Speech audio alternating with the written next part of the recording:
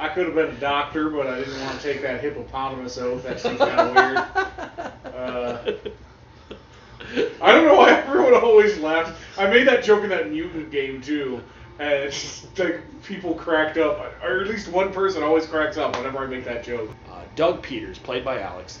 Doug, you and your wife, she used to have a moving company, or like she would house flipping, renovations, and then you hurt yourself where you couldn't be much use in the company anymore, and then you just stopped being more resentful towards her, and then that kind of spoiled your relationship. Is there anything?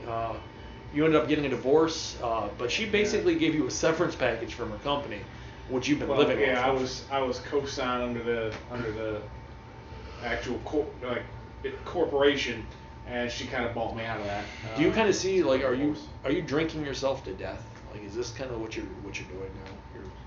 I don't know if I really have an end goal for all this drinking. It's just the only thing I really have to do with my time right now, other than maybe odd jobs here and there. Sure. All right, cool.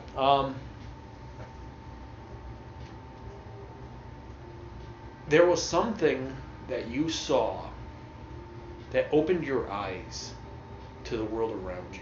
You thought for a moment, when you were in a drunken haze walking home from Todd's bar, you came across what looked to be, off in the distance, you saw Adam's wife sort of listlessly walking. Before you could reach her, a car drove past, snatched her up, and it was gone. You have yet to tell Adam about this. This is a recent development. But you know for a fact that he's been fretting over the loss of his wife. Adam, tell me something about your character. My character, physically he's a pushover. He's kind of a thinner guy. He's got very keen senses, and he kind of went into the field. He wanted to be a police detective. Sure. But a bunch of shit went wrong, and he ended up becoming a PI eventually. And as far as I was aware, the missing, his wife missing's been happening for a while now. Well, that's what I'm saying. Like, she's been gone for a long time, and he got a glimpse of her recently. Oh shit. Okay. Yeah. So after she went missing, I kind of gave up my life as a detective, for her, an aspiring detective, and I tried to hunt her down kind of on my own time, which led to me becoming a kind of a private investigator for people on the side. I got a daughter. What's her name? Layla. Layla? All right. So your daughter Layla. What was your wife's name? Abigail. Abigail. How did you meet Abigail? We were high school sweethearts. I've always been better at math than anything else, and I was part of the school kind of nerd squad in that department. So you're like a mathlete, and you were teaching her. Mathlete, yeah, and she kind of needed tutoring, and we kind of blossomed from there. What's the kindest thing she's ever done for you? Bullied for being a mathlete. Yeah. I don't really he got along with some of the people, but they were obviously assholes. And there came a point, she was always pretty popular, but during especially brutal times, she was there for him, and kind of put things in perspective. Okay. Like, this wasn't going to last forever. Yeah. All right, cool. So she just kind of grounded him. Yeah. Let him know this. What was the meanest thing she's ever done in your relationship? Oh, she shot me. She shot you with a gun? Shot me 9 times. Shot you with her 9. With her 9. That's pretty brutal. No, she couldn't have done that. She was at Red Lobster that day. Oh, shit, it was her sister. How do you know? Oh, shit. It was you! Is Abigail your sister? Sure. Do you want that to be? Not? Okay, so yeah, your sister's gone missing. That might help contribute why you started drinking. Go on this crazy mystery adventure with my asshole brother-in-law. Fantastic. What do you think about, what was the meanest thing she's ever done to you, Abigail? The meanest thing was probably when, I've never really liked confrontation. Mm-hmm. I'd always kind of shied away from it, and the meanest thing she's ever done was kind of called me out and called me a coward in public. Shit. Yeah, she kind of was like, she was always there for kind of like a sense of realism for me, so when she did that, I was like, definite hit to the self-esteem, kind of Yeah. put things in perspective. Was this before or after you guys were married? After. Adam quit the force, became a private eye, and Doug has been drinking himself to death at Todd's.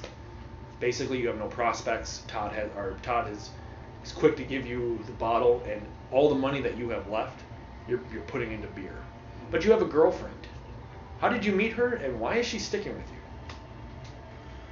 Oh man, Linda, yeah. She was at the park for the concert. There was some god-awful Eagles cover band. I mean, she and we had a pretty nice evening together. Kind of just sat there and talked, and gradually moved our blankets farther and farther away from all that racket, so we could get to know each other. Before we knew it, we had a date for later that week, and our first romantic dinner was a plate of onion rings at Todd's, but we really seemed to hit it off. And I guess she just makes me, when I'm with her, she just makes me feel like there's still something out there for me. Okay, nice. Yeah, that's nice. I like it. All right, so Doug and Adam, we'll start you off right now. Right at the beginning. This is literally right after you saw that car drive off with your sister. What are you doing? You're in the middle of the street. You're on Elm. You watch as the thing takes off. It was a Rosemary. Rosemary is the one with the park, right? Yeah. That's, yeah, at the end of Rosemary and Wormwood. Yeah, Wormwood. Yeah, Rosemary and the Wormwood. park as well. So yeah, you see. It's taking off toward the park.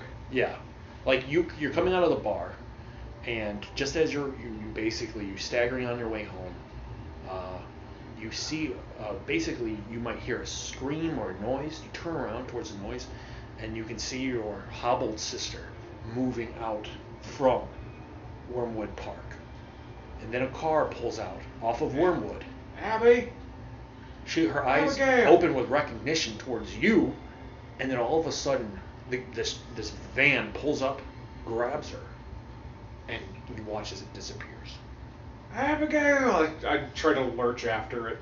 Your lurchings yield very little traction, and before you know it, the car is out of view, disappeared behind a bunch of houses.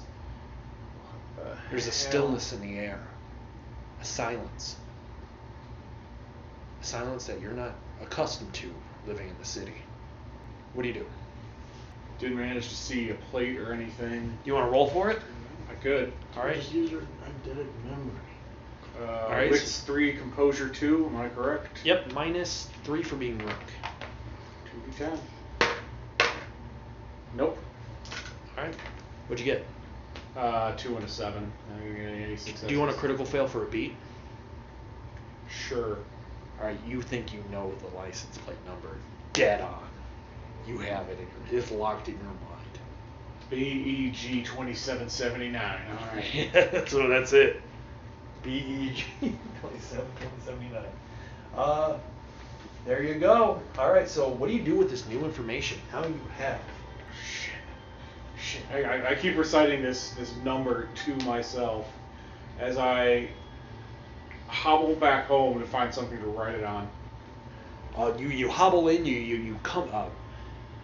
Doug, you push through the doors of your house. Probably the screen door leads into that sort of I don't want to say fetid, but probably sour smell of your house. The rankness that's been left behind when you stopped giving a damn. And as you push towards the table where your notepad is and all the trash and refuse that's around it, you finally produce a pencil and you scrawl the most hideous looking collection of numbers you've ever seen. But you can read it. You're positive. Fucking ink. Fucking ink. I can make out RJ27. I can make out the numbers. Maybe an R. Yeah, it was supposed to be a B though. What's the Yeah, no, that's an R. RJ. It's night. Adam. Yeah. You are sitting in your den. You just tucked young Layla to bed when all of a sudden there's a knock on your office door. Did I hear Layla getting up or no? Yeah. I was about to say. Oh my God. Yeah. You hear her running around. She's going off to get a glass of water, and then once you hear the faucet cut off, she walks over to your door and knocks on it. Walk hard and open it up. Look down. What kind of look is on Layla's face, Alex?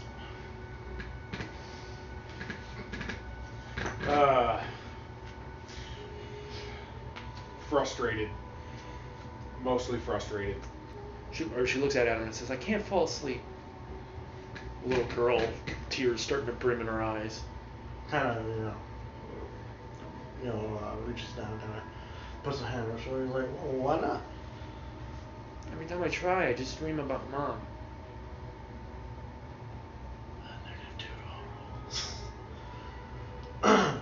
Yeah. He's like, What do you want? What do you want? What do you want out of this scene? I don't want to put her mind. Nice. But the difficult part of it is your own mind's not at rest. Oh. Do you want to critically fail for a story? Oh, Yeah, baby. I'm a critically fail, anyways. So she looks over and she just, her eyes are brimming, and she goes, He's like, "Why can't you find her? You said you would find her." I'm trying, alright? You gotta trust me. This stuff takes time. She looks like she's on the verge of tears. Oh, dude, me too. What do you do? Yeah, he tries to, comfort her, Try to empathize with her. All right, roll me empathy, presence and empathy. You've got this. I have faith in you. With the -2 from the lost love. Yep. I got 2 whole time. You can kill it. One. Nice. You being her dad definitely has a huge effect, and you stymie the tears. At least for a moment, you allow her a respite. She can just hug onto you, and you can hug her, and you can share in each other's warmth. And really, this is the only legacy you have left of your life.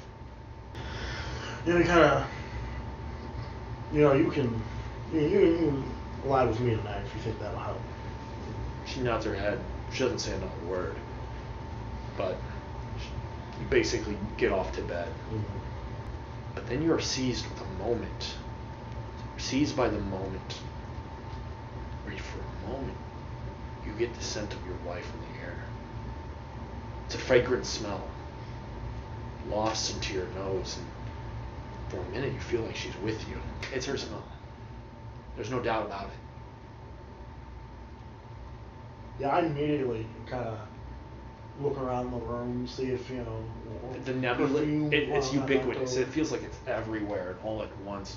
And you're not sure if you're having a psychosomatic response or not. I don't like this. Actually, give me resolve and composure. Fucking your wife is driving you nuts. 1. Okay. So you hold back and you take a breath. If you want to fail or critical fail, you get 2 beats. Mostly because you get a beat for your -2, and you get a beat for the critical fail. Guys, I figured out how to actually record that license plate number. Calculator. Add it together. You got it. You got the code. All right. I don't think. Oh, that's gonna turn off. In like At least not in the minutes. same room as the daughter. I'm trying to convince everything was okay. He kind of pulls together. Yeah. Okay. Well, in that scene there, when you finally, it takes you a while to drift off to sleep, but eventually you do, as you clutch onto your daughter. Doug, you're sitting there, looking at the screen. It's basic glow of the television washes over the entirety of your booze soiled living room. What do you do? You're sure you saw your sister. You're sure of it. So you reach for the phone. I'm glad you got that. You're pantomiming, so and you start dialing. The phone rings. Who'd you dial? Adam? Yeah. You wake up to hear your phone ringing.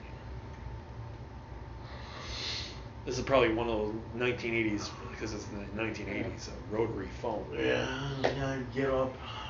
Makes an obnoxious ring, and your little daughter just makes a frustrated, like I just got to bed. You know? Kind of.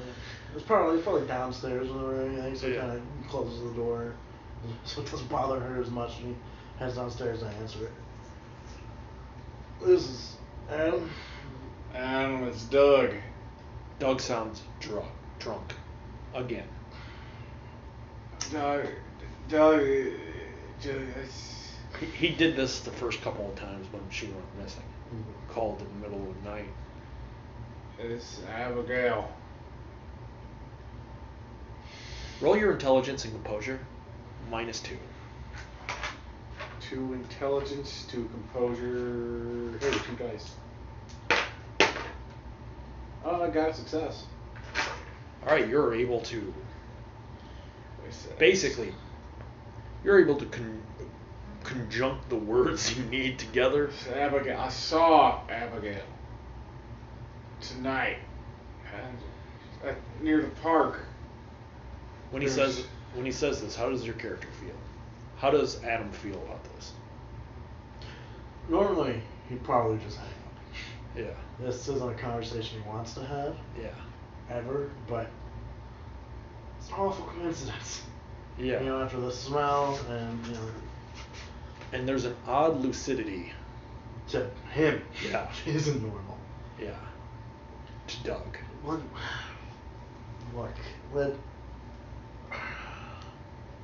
are you sure you weren't just seeing things again? No,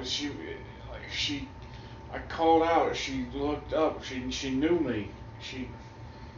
Shit, Adam.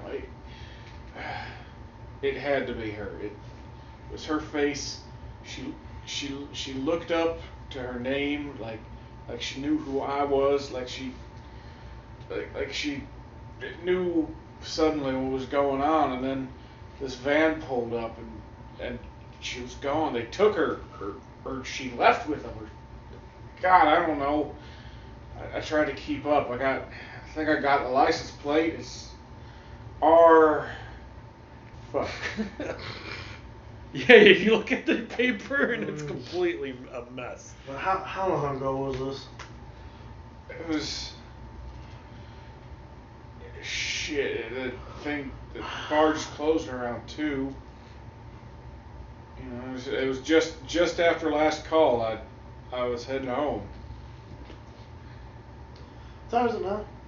It's like 2:10 a.m. So if last call's at 2, literally been 10 minutes. Yeah. Alright, come show me. Show me where it happened. Alright, yeah. I'll meet you down at the corner. So you guys head over to Todd's? Sure. Alright. It's night.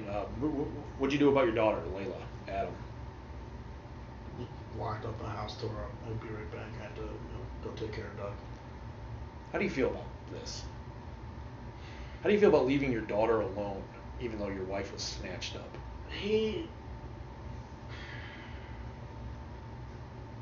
It's kind of... Would you be okay with that? He feels like if he doesn't investigate this, he's failing his daughter and himself and his wife. And at the same time, if he does, he's putting her in danger. So either way, he feels like shit. So is he willing to risk his daughter right now?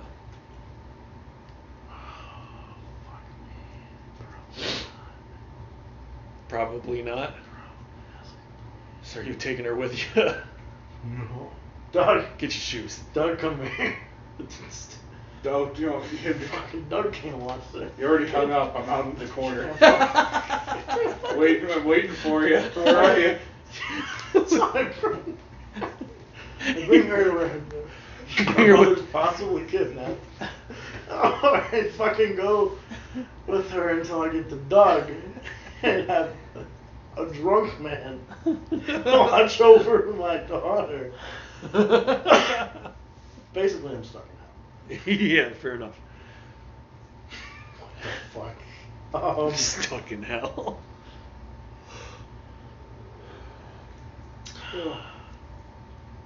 Part of me feels like leaving her with Doug is the worst option. You can take her with you. Yeah, I'm gonna take her with me. If you want to do that. No, do I want to? Probably no. not. No. Not Probably at the best all. option. Yeah. Man, being a parent sucks. It's so much easier when you can just leave them with a tribe of people. Right. Let them take care of A bunch of people take care of your kid while you go murder things. Yeah, life's good. So you take. She looks at you and she goes, "Where are we going?" We just gotta go down to the corner real quick. Doug wants to show me something. Okay. She goes with you, but she's obviously frustrated. She takes Bear with her. I fucking feel that frustration in my soul. And she holds onto your hand, and the two of you walk down the road. You see that basically the street is dead. All the lights are off. Everyone's sleeping. And there you see him off in the corner, almost like a specter. You see Doug. Fucking Doug. Off in the distance. Bathed in the light. He keeps muttering to himself. The only light that seems to be in this area, outside of the street lamp, seems to be a Todd's. Basically, you're watching as Todd's open sign. The neon lights of it dims out into a like closed. Mm-hmm. You can hear Darla packing things up, getting ready to leave. You walk up to him. Alright, show me. Yeah, Right, you think the thing might have happened. I clearly gestured to Layla. Layla I looks hope up your and drunken mind No, it wasn't Layla. It was that. Oh, all right. Layla looks up at you and she goes, "Hey, Unky Dougie." Hey, Layla. You been good in school? She gives you a little hug, and she nods her head. She goes, "Unky, you smell." Oh, yeah, I was working with some oil. And I thought I saw Farrah Fawcett. That's the first thing that came to my mind. Do you say that? Yeah, I'm gonna. So I saw Farrah Fawcett coming out of the park. Oh, you're saying for Layla. Yeah. Okay. Yeah. So Doug is right being outside coy. of the park. Right outside of the park. Yeah. Looked like she was staggering out of the park. She was staggering like she was. She didn't know what was going on, and I shouted out her name, and she looked up like she knew it was her name, and she knew me, and that's when the van came up. Doug, how do you feel about seeing your sister? For the first time in maybe 5 years? Confused as hell. That's fucking So fair. mostly confusion. Well, Layla, honey, while you hold on Uncle Doug's hand here while I go try to see what happened to that nice woman. So you walk out towards to find out what happened to Farrah Fawcett, Farrah Fawcett. or yeah. AKA your wife. Yeah. So Adam, Who you was Farrah Fawcett. Yeah, it was literally. Are you going into the park, or are you going to where the car? Investigate outside where the van might have picked her up first. But yeah, I unfortunately may have to, on my own, because I don't want my daughter involved, go into the park. Go ahead and roll intelligence and investigation. 1. So I get 1 clue. All right, you get a clue. Here's your clue. You don't see much about the actual park, but you do see a set of tire tracks basically set into the damn as when the van peeled out. You might not know shit about cars though. but I will definitely remember what this looked like. Yes. But someone you know might know about cars. Not Doug, Doug. Does Doug know about fucking cars? Yeah. Oh shit. What the Doug has a high craft. Yeah. General purpose handyman. Head back. Doug, why don't you go over there? There's some tracks. Stagger over to look at them. Roll intelligence and crafts. -2. For being drunk? Yeah. Yeah. So I think that's roughly 3 dice. If you want your willpower too. Wait, I got a 10. No, just 1 success. Yeah, you fall to a knee and you investigate the tire tracks, Doug. Sniff it. Yeah, and you can tell that they're Michelin tires. The way the track model, but they're an older model of tire. Looks like this is something that like they haven't changed their car in a long time. The tires in the car in a long time. Boom. What do you do? They're Michelin tires, and they're old, but they're new. They're old. They're older. They don't use these kind of treads anymore. But I mean, it's a pretty good imprint. Like the tires have barely been used before. You know what type of vehicle this commonly be used with? Roll your intelligence and composure just for the memory of what the vehicle would be. That's very technical. Whopping vehicle. 2 after the drunken penalties. Yeah. Wait a minute. Eidetic memory. I've heard him say van like 4 times. Yeah, you know it's a van, but it might be a special time. True. I'll spend another willpower. God, this fucking beautiful. Still nothing. Ouch. That's half my willpower gone. Oh, you didn't get anything? Huh? You didn't get anything? No. Oh wow. Reroll? Yeah, you can reroll from the night. Alright, I'll take it. I'll still spend that willpower, because screw it. You can be like me, Doug.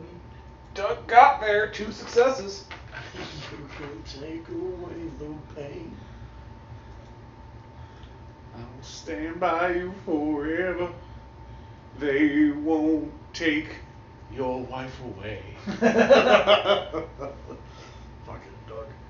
Ford Aerostar? Yep, that's what it is. It's a black Ford Aerostar. Yeah, it was a Yeah, black you could tell the Ford color. Aerostar. Well, he could tell it was black Okay. just because he saw the van. That's a good point. So yeah, I'll just say with your insanely high craft roll, I'll just have that carry over to you knew the make and model of the. That was a 1986 Aerostar.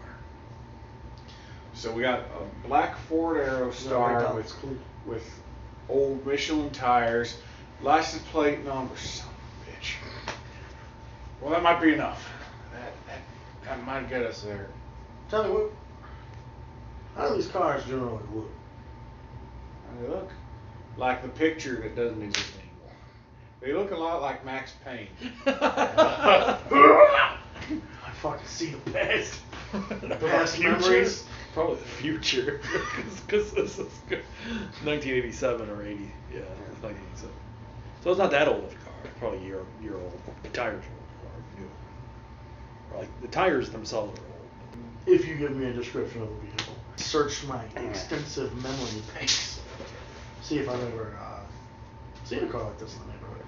In the neighborhood? Or around wherever, city or wherever. This could probably be more of a luck roll than anything to know because if you've seen it, you've seen it. Yeah. So for a luck roll, I'll have you roll for the chances of this. Roll four dice. If you get 1 success, you've seen it.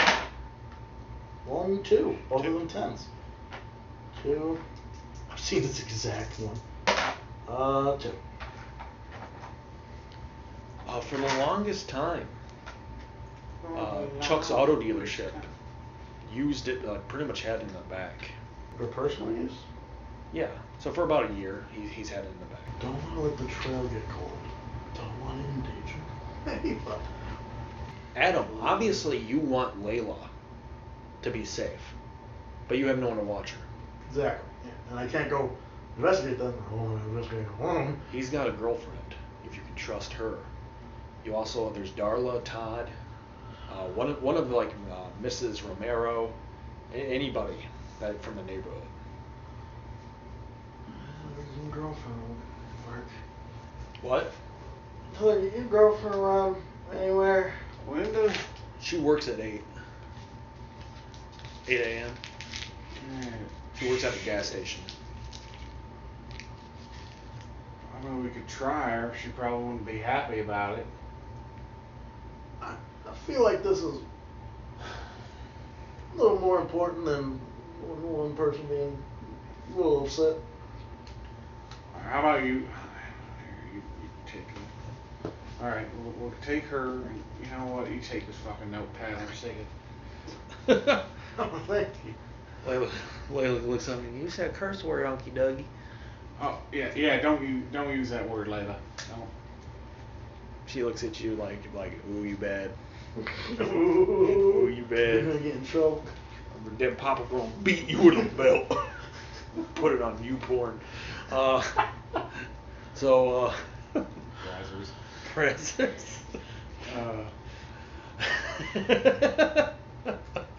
So, Doug, do you go back home to call your girlfriend, or do you go right to her house? Which I'm assuming is not too far from here.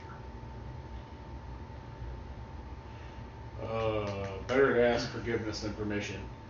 It'll be harder for her to say no if we just show up. You go up to Linda's. Tell me a description about, both of you tell me a description about Linda's house. What kind of makes it stand out from the rest of the other homes?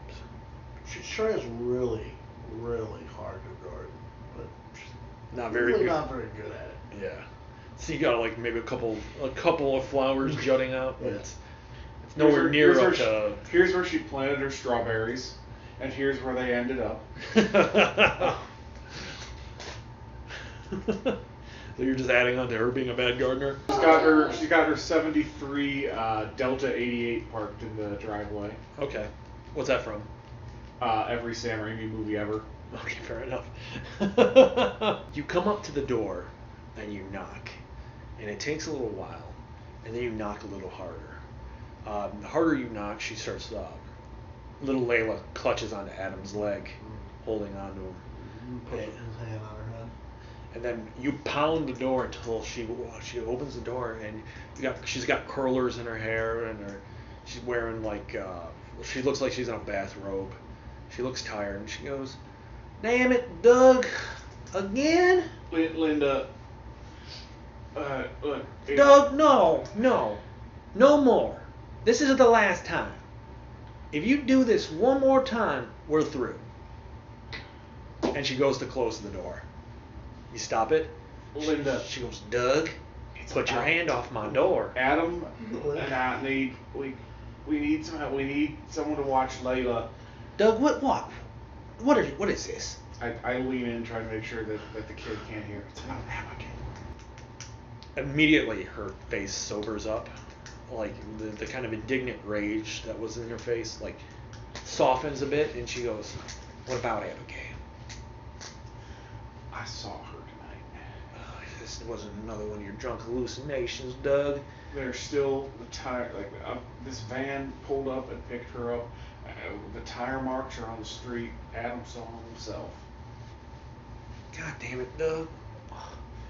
Come in. She goes, "Hi." She waves at the little girl, and she looks at Adam, and she goes, "Come on in." And gives a slight nod, very What kind clearly of- uncomfortable. Yeah. What kind of quirky nature is about her house and the inside? Oh, she inherited her Dad's house? Well, Or I was gonna say a bunch of her grandmother's old Okay. porcelain knick-knacks. okay, so she's got like a China thing, like all these different porcelain. Dutch. Okay.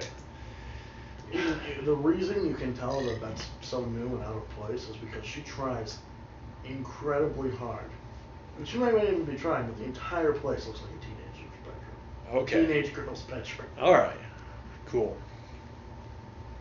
So there's like Leonard Skinner posters and a bunch of Rolling Stone, that kind of stuff. So she goes, "All right." She goes, "Layla, you need a place to sleep? You can sleep in my bed." She looks at Adam, make sure it's okay, and then she leads Layla to her bed. Go ahead and tuck her in. She goes to talk to you, and she goes, Are you not pulling my leg, are you? Please, Doug, I gotta go to work. I wouldn't. You know, at the very least, I wouldn't get you up in the middle of the night if I didn't think it was serious. You've done it multiple times, Doug. Yeah, and I thought it was serious. That's the problem. But this time we know it's serious. All right? This time Adam thinks it's serious. That does say a lot more. Yeah, I mean, she looks over and she goes, well, if you think you have a chance of finding Abigail, I'm not going to give you any guff. But I still got to go to work in the morning. Oh, hell. Damn it, Doug. She looks at you. She looks like, you know, she's a little upset. Not so much at you anymore, but at the situation. At the world. Yeah, like she now has to not sleep. She might even have to call into work, and she really can't afford it. All right. You finish up with Adam finishes up with Layla. Comes outside and sees her. She goes, I guess I could put on some coffee. We need to sober your ass up. That's probably for the best. All right, come on, let's go. And she goes off to starts brewing a pot of coffee. So, well, you guys think you found a lead? Why don't you call the police? I mean, we haven't yet, but It's not enough for the police to be involved yet. I've called them on stuff like this before, you know, thinking I found something. They throw my claims away nowadays.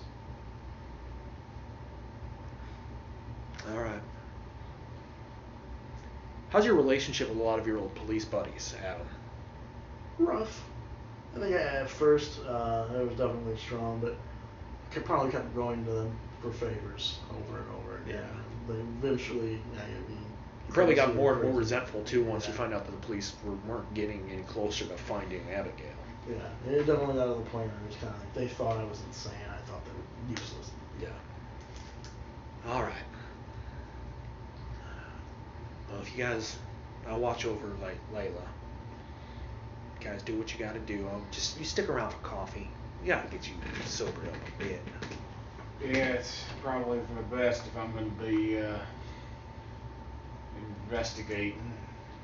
She turns on the TV and starts watching old reruns of Golden Girls. She gets you both a pot of coffee. I'll say for you for an hour, have at least a +2. He gets rid of my -2 from my wife being involved. You roll your stamina and resolve plus your hardy. Stamina 3, resolve 2, hardy 2, right? Yep. All right. Am I taking the penalty still, or? No.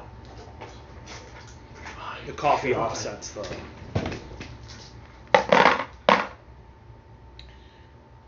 Two. You start to sober up. You do get the condition hungover, which is a -1. The condition will go away once you get a full night's rest, or you eat a big meal. Stop by Waffle House after we're looking into this. I thought you were going to say before, and I was like, what the fuck? Step what? Step by Waffle House real quick. Get a meal and we'll go in there to, like, what? Stop off at Florida. We'll take some notes. what? We'll take some notes. We'll gather evidence around the lot, and then we will collate the evidence at the Waffle House. You don't have time for that, Doug. You can't let the trail get cold. We still have to look into the park. All right. Well, Deeper into the park. All right. So we're investigating the park right now. Probably first, yeah. Okay. 'Cause I assume because it was still outside. I mean, he never got. Yeah, back. there's no point in skulking around the car lot in the middle of the night. So. Yeah. So you pull up into the park, get out. You got a decent pot of coffee in you. running off the high of the caffeine. Both of you are running off the high of that caffeine. And Like, should we have weapons? you know the park is kind of dangerous. Kids during the day use it to sell pot. At night, Who knows? yeah. Oh yeah, that Aldrich kid. Tire, maybe. If you're worried, I think that might be a good idea. All right, we live right down the road. Just tire iron. All right. I like to believe. I haven't been. Tire iron is a -1 to your initiative, but a plus is 2 damage for plus 2 damage. All right. Actually, I'll make it a +1 damage because it's not meant to be used as a weapon. Okay. But it does do lethal damage on humans. Take breaks we're fighting bones. vampires. Good thing. It's a good thing we're fighting ghosts. Ghost vampires. Ghost pyre. Umpires.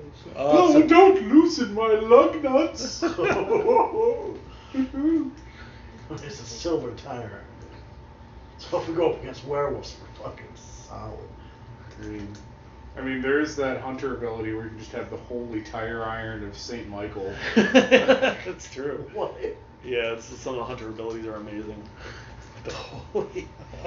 Like it is like the illustration accompanying that ability is like a tire iron or a wrench or something. It's a wrench, yeah. Yeah. It's a holy wrench with a cross like beaming over it. So you guys pull up. You can hear kind of or you can see off in the distance, and you can see the amphitheater, but it's dark. It's so dark in this park. Back in the day, this park used to be filled with tourists and onlookers, but now the park seems like it's had much better days. Now it's just for a teenager hangout spot, and it's a little bit rougher at night. Maybe we should have asked Linda if we could borrow the Delta. You could use the headlights. Would we have a flashlight? Sure. I mean, I should have a flashlight. I'm sure he does too, especially if he works on stuff. He does Yeah, odd jobs. that's true. I'm pretty sure you have a flashlight. I at the very least probably have one in my personal vehicle. So both of you would have a flashlight. I'm And if you went out to get your tire iron, you probably got your flashlight too. So you're out in basically the beams of light cut across and you can see what looks to be a homeless person, pretty much sleeping in the bushes. What direction did it look like she was coming from? Not close to the homeless person. Roll your intelligence and composure. I mean, by the time I walked out and saw her, she was already just out to the road, so I'm not sure where she came from. Roll your intelligence and investigation. Adam, you check for clues. A little bit of clue. One. I get one clue at least. It looks like in one of the bushes she fell. You see a piece of cloth was torn from her. It's a pink dress. It was the dress she was wearing when she was captured. It looks old and stained. Take it. Any blood stains? It's hard to tell. Okay. He takes this cloth as a clear moment where he's kind of stares at it. Roll resolve and composure. Adam is rolling resolve and composure. Two. A heavy emotion pushes against like the forefront of your mind, but you're able to push it back. What was that emotion that you're able to fight back? Guilt. Because she was this close by and he wasn't looking at her when he could have saved her. Yes. So, you're sitting there in the dark with a torn piece of cloth from your wife. How does Doug feel about this? Probably energized. Like he's scared and uncertain as hell, but he has like a purpose and a path like forward for the first time. You see in the shadows only the cherry of their cigarettes as they walk up. 3 younger men, probably in their mid-20s, walk up towards you. They're wearing jeans and sweatshirts. One of them is wearing a skull cap. They look gaunt. Their face marked with craters. One of them looks out at you and goes, "What the hell? What are you two doing out here?" Just looking for something. They kind of space out almost instinctively. The one in the middle goes, "You know, everyone's asleep. No one pays this park any mind. This is our park. What do you got on yourselves, boys?" Only what I could grab in a hurry, like this tire iron. Got a flashlight. When you say this tire iron, roll your intimidate. I'll give you +1 for having the tire iron, but you're at a -1. This would be presence, and your presence is 2, and your intimidate, which is 0. Is it -1 for unskilled? Yeah. I think it's -2 for unskilled. Oh no, it's -1. You're right. So it would just be straight. So 2. 2 dice. Oh, Yeah, it gets +1 for the tire, -1 for the unskilled. So it would just be your presence. 1 success. One of the guys gets a little shaky.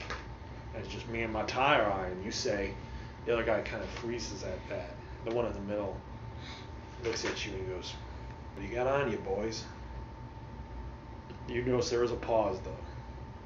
He's a little bit more anxious than he was before. You said just the tire iron, you said a flashlight. He goes, "What's in your pockets?" "See your wallet." dude, joke's on you. I had to get redressed. I don't have a fucking wallet on. "I have no money." I probably had money, but I didn't bring it out for this. You come Especially from going to France. this park. You might have money from leaving the bar. You probably wouldn't have thought of it.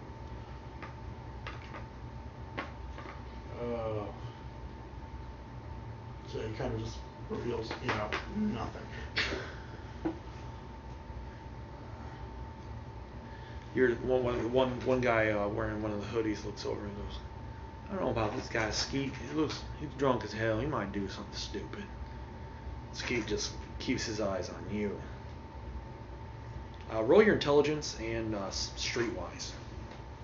So intelligence 2, streetwise 2. Yep. I think I'm still hungover. Don't worry about the negative for the hangover. This is just Okay, 1 success. 1 success. You've heard about Skeet before. Skeet's a meth addict. Hangs out in the trailer park. He's Aldrich's father. Okay. Young Aldrich, who sells pot in the day. This guy probably sells meth at night. Guy's missing teeth.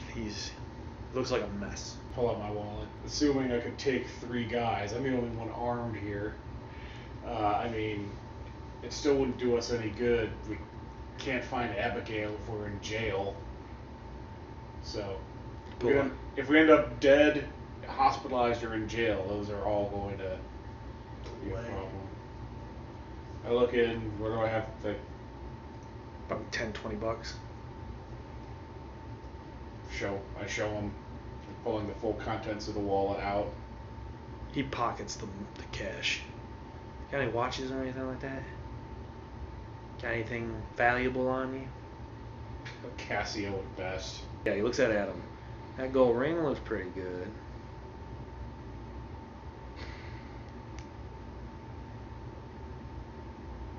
Really? Is that what you say? Yes. The guy looks at him with disbelief, like, how fucking scummy can this guy get? He looks at you and he says, "Come on, let's not be silly."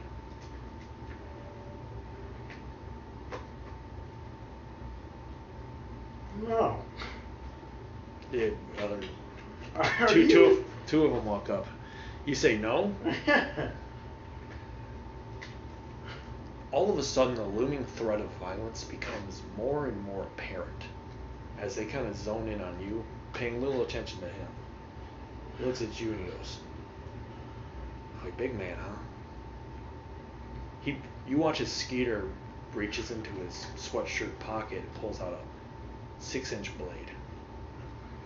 I watch as these mathematics lack common sense. Alright, I'm checking his tire pressure. And I'm willpowering this because I want to make an example of this guy so the other two get the picture. Roll 2 dice. 2 dice? Yeah. Let's see if they notice. See if this guy notices. Got 1 success. All right. Generally, I do. Roll your stealth Use my stuff. and dex. See you can get the drop on this guy. I got 2 decks and probably jack all for stealth. You have 1 stealth. Oh. Oh, that's right, because I used to track deer. Anything? 2. Oh shit. 2. So this guy won't have a defense against your attack. Okay. What'd you 1 get? success. It would be 3 lethal. Or Damn. it would be 2 lethal. Unless Okay. you wanted to use your reroll for the night on this. Go for it. Where's my ring? Kill him, Daryl. What was all it will take? Come It's got to be better, and Yep. that's way worse. Yeah. Did you keep the 1 success though? Yeah, 1, 2, 3, Yes. It'll become more powerful. 3 successes. 4 lethal. 4 lethal. Jesus Christ. My name is Mud.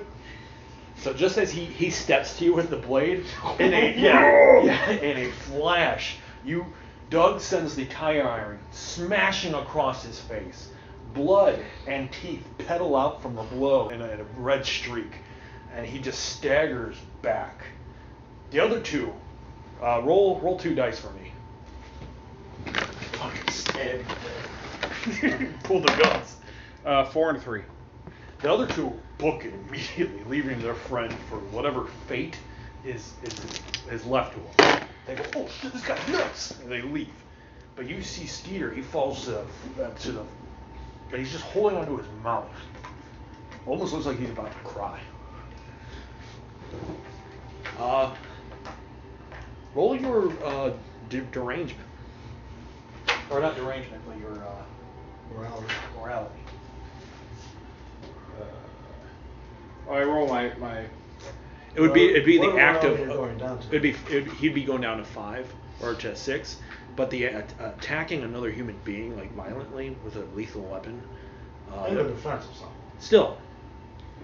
That's why he gets 4 dice instead of 2. That's fair. It's not just a lunatic act. It's cocked. 1 success. That's all you need. You feel justified in doing this. The man just starts spitting up a little bit of blood, and his eyes look up to the two of you. Your flashlight's in his eyes. He goes, like his knife, like he's gripping onto his knife, but it's a shaky grip at best. What the hell's happening? We don't have time for this, Doug. How could this happen to me? He said, "Oh, we don't have time for this, Doug." Skeeter just goes, Get the fuck out of here. Go spend that money I gave you at the clinic. Get your face patched up. He nods. He goes, "I swear, this park is filled with degenerates tonight." And he goes to walk away. You mean besides you guys and what you perceive to be us? As you say that, he just flicks you off, like he's not going to answer you. I'll take that as a strong maybe. Do you let him walk away? I think we should. Oh God. We've We've already broke his face. no witnesses. You jump up and strangle him to death. I will. Oh my God! Adam, why? Fucking willpower to kill him dead. Yo, you thought I didn't come prepared? Pull out the Glock. I got this from the city. Tell me what you fucking know. This was my wife. Pull off my clockwork golem. What do you want to do? Do you want to chase this guy down? Well, he's not running. He's just fucking. Doug, you might know something. I don't know.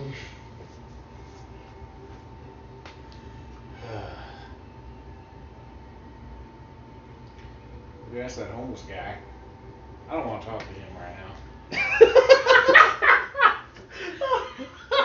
Honestly, I would feel. I do declare, Mr. Beauregard. I believe I'm getting the vapors. The mad vapors. Look. Bottom line is, he should probably be moving his jaw as little as possible right now. What a fucking animal. Yeah, you alright. I guess let's, first off, before anything else, I gotta refocus on what I was gonna do before these fucking lunatics came by. I thought I was gonna threaten to kill people. I fucking This is probably the most violence you guys have ever really inflicted in your life. Yeah. Like you as a cop, even you as a cop, might never been this bad. Yeah, it's entirely guns. Yeah, it's entirely within the realm of possibility that you have never opened fire on someone. Yeah, and it's completely like this is probably other than a couple of scrapes that you've been in, like bar brawls, which have probably been nothing more than just fists flying. Doug, this is the first time you hit someone with a goddamn tire iron. So this is the intense first moment. Yeah, blood is pumping for sure.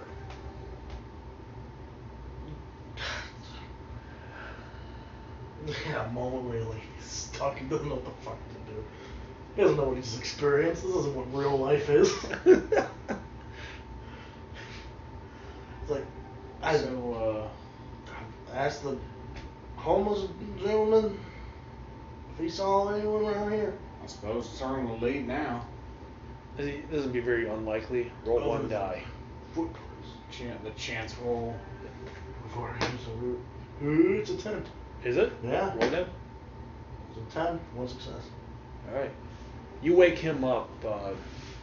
He's a. You got any change, mister? Yeah. He's basically he's a slovenly, wispy-haired man whose eyes look a little distant, like he's seen a bit too much of the world, and he's ready to rest for the rest of his days.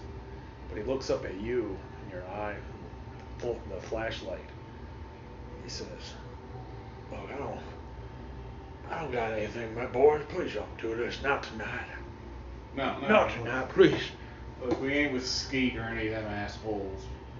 I just want to know, look, there was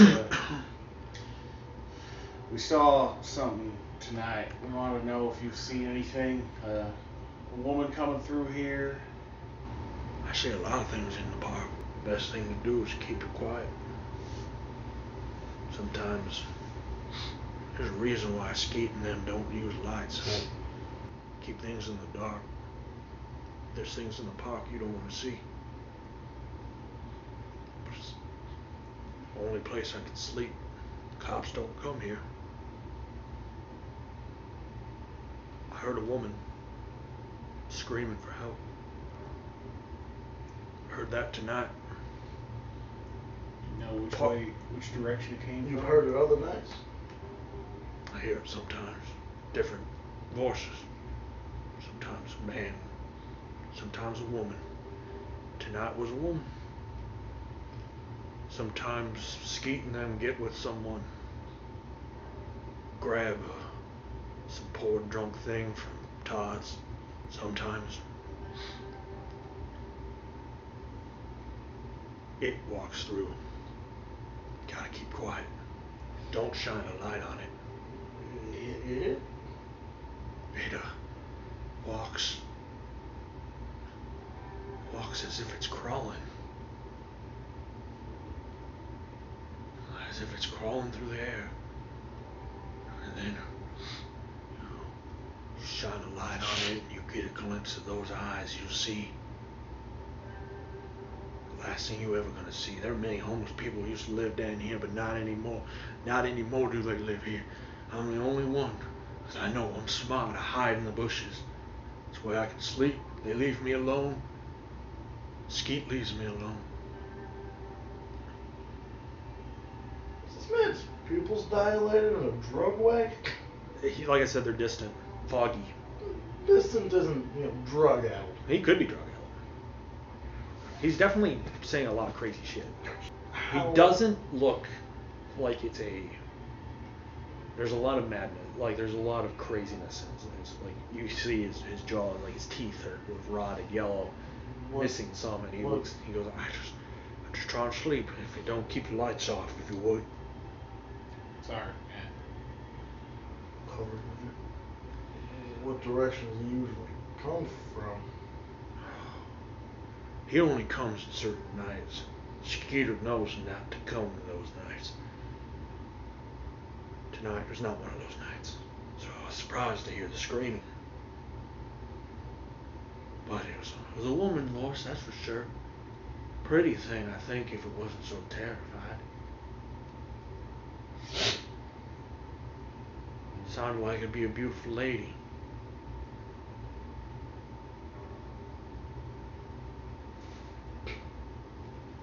How long ago did you hear this? But I don't know. Time is a foggy thing when you ain't got a watch. Maybe Yeah, tell me about it. Maybe an hour, two. I can't remember much. It woke me up and I listened for a time. Thought maybe found another one. Nope. You got your watch on you? Luckily, no, or else Skate probably would have asked for that too. Shit. So it was an hour. Like, would it have been about an hour ago since I saw it? That's possible, yeah. Maybe a little less, probably. You did a lot of running around when you first saw it. Walked back to your house, went to her house, walked back to your house, then walked back to the park. So it was probably about an hour. Waited long enough to get his coffee. Thank you very much. I tell you, I can't. We're a little busy right now. I can't run back to my place, but I tell you, there's a bottle of Jack Daniel's genuine sour mash whiskey back at my place with your name on it. I'll bring it out to you. I ain't a drinking man. I haven't been for a long time. Beth is my poison. No, Well, you can still have the bottle when I'm done with it then. No. I'm gonna do fuck it, you. This bottle. Well, anyway, thank you kindly for your help. And just be careful out here, boys. I don't want to see more people get hurt, not here. What was your name again? They call me Eustace. Eustace. Eustace Grant. Eustace Grant. Well, you're an alright man in my book, Eustace Grant. He nods. Thank you. There's one other thing. When I heard that scream, it sounded like it was running from something. That sounds about right.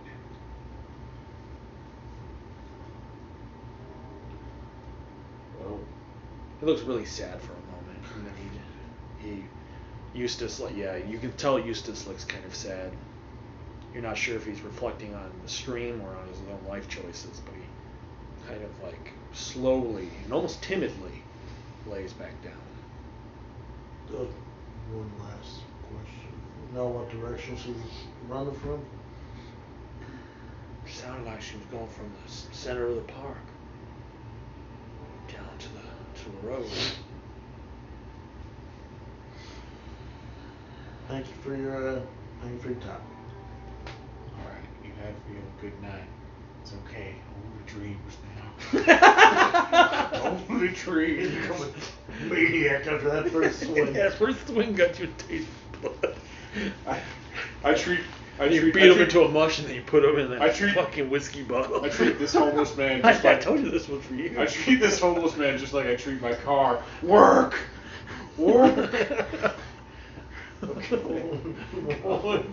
Solving the homeless problem. You got one good swing in and now you're fucking drunk.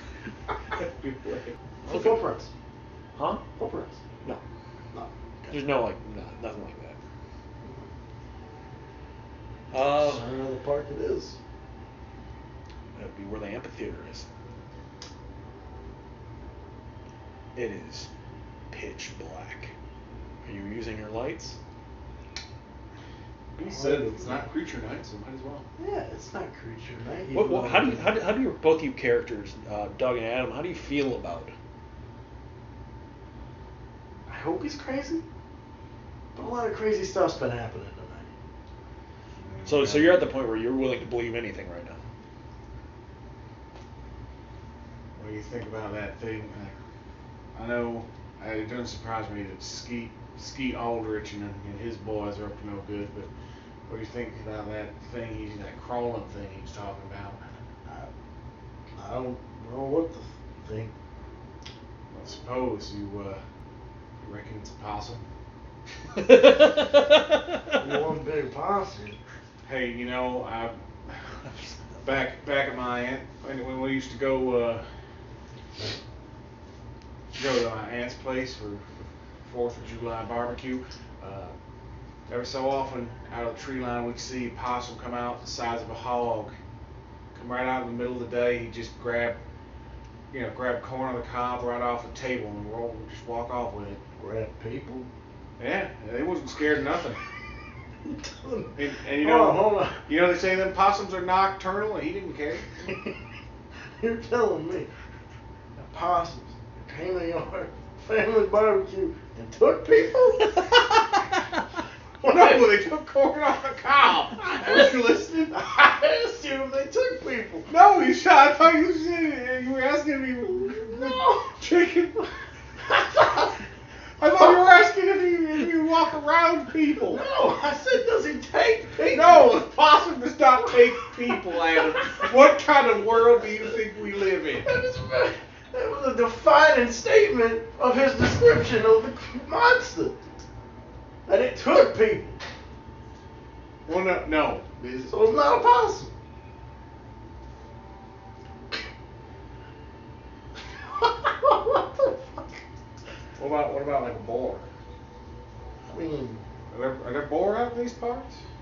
in the middle of the city, I don't think so. I feel like boars eat a lot of stuff. I think a boar would eat a homeless man.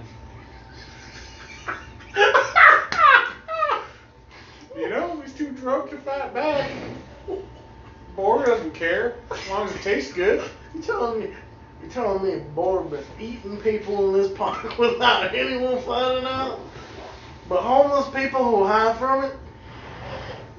Yeah, I mean, how is this homeless man gonna fight a boar? They're like 10 times the strength of a man. I mean, they make some noise enough if a boar attacked them. All right, Leads so the face first. you get to the imagery of a amphitheater. boar eating a person face first. Jesus Christ. It sticks with them. That's pretty fucked up. The boar just looks up and can't scream if you eat him face first. That's not the boar. It has his face though. How do we get the from possums to boars? Because we established that boars don't eat people. Well, possums Or don't eat possums don't eat people. No, apparently, boars, common knowledge, do. And I'm not saying they do, I'm just saying they might. They're master assassins. Trained in the art of the shinobi. To take a life. I mean, What the fuck? to be fair, we're assuming that we are ordinary people who up until this point have led ordinary lives, we would be trying to rationalize this. I completely agree. But at the same time, out of character. In my boys. In character, I got a lot of holes to that story. What about like a tiger? Where are we gonna get a tiger? Is there even a zoo in this county? Where are we gonna get a boar in the middle of the city? I don't know. A boar that eats people face first.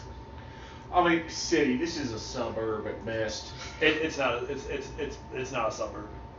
It's you're kind of nestled deep in the Heart of the city. heart of the city. Okay. Like it's way too low income to be a suburb. You do have like the strong sense of community that a suburb might have, but that's only because that's how you guys stay alive. Is everyone kind of helps each other out. Okay. All right, so you get to the amphitheater. You can see that as it's been constructed, it seems as though like its construction was what 2 or 3 years ago. So the cement and everything seems still fresh, not pot marked or even touched with graffiti or anything of the like. There is nothing to be worried about. There are no boars, or tigers, or possums. We are fine. It turns on the flashlight. We are fine. First thing you see is a tiger boar. I throw my pen. Do a possum gun. Just launch it. It projectile vomits crocodiles, eh? So I forgot to mention crocodiles, which come to think of it are way more plausible than anything I've said so far. Yeah.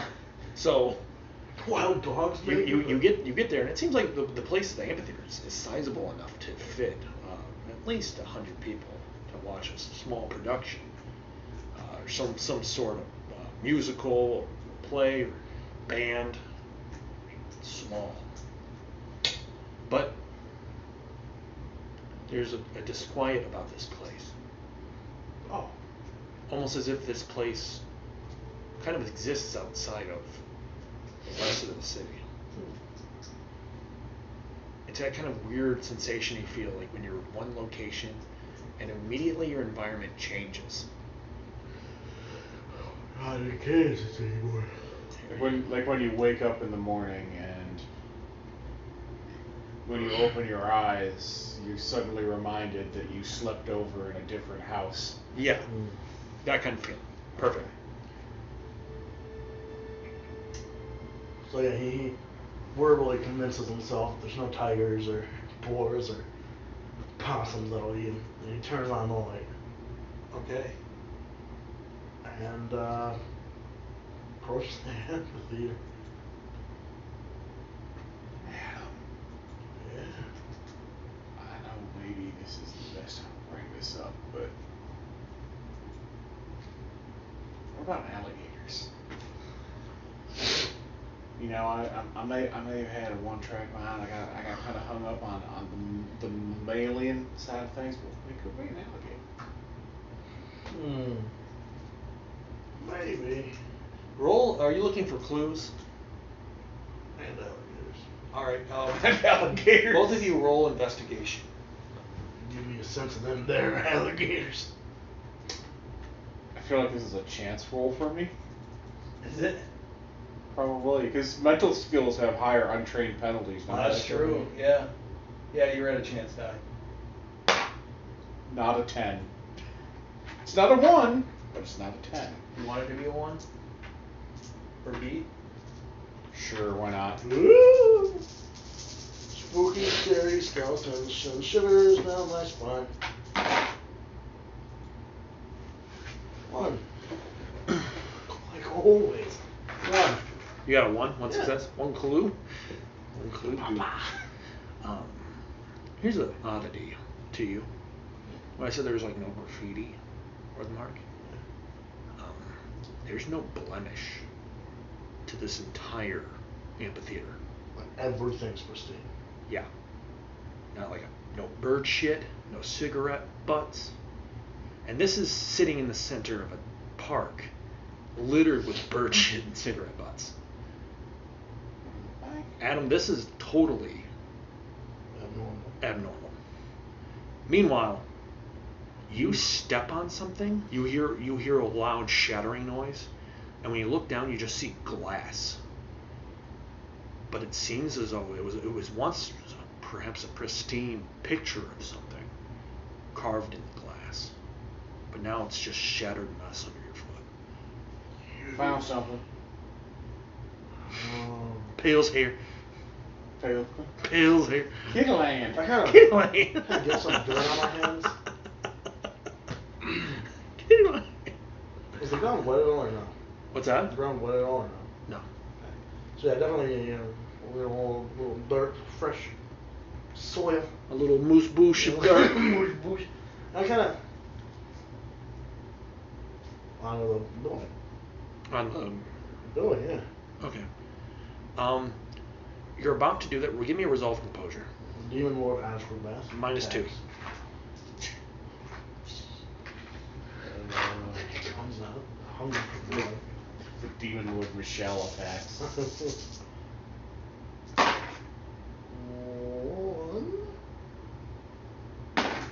One. You do it. But he actually got that overwhelming feeling, like it's something he shouldn't be doing as he did it. And as you do it, yeah, like you immediately want to undo it, and you clean it off. That's not a normal compulsion for me. Yeah. Have I ever done this before? Adam, you have never smeared any kind of dirt on the amphitheater. This is the first time. What about when I go into the amphitheater? Any ritual I follow, like cleaning my shoes first? I mean, yeah. Well, you realize that you don't track any dirt. And I'm probably kicking the broken glass off the amphitheater without thinking about it. Yeah. I found something too. Oh, the demon lord asked for Beth's gonna get me.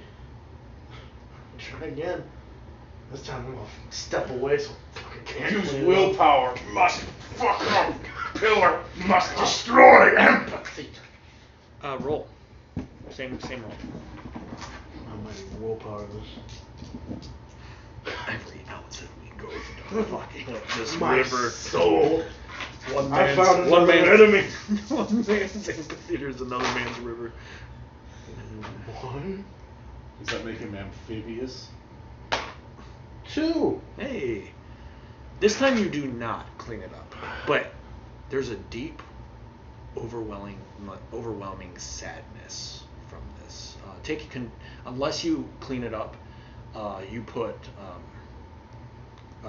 your condition is morose, and the only 2 ways to get rid of this condition is to clean out the dirt.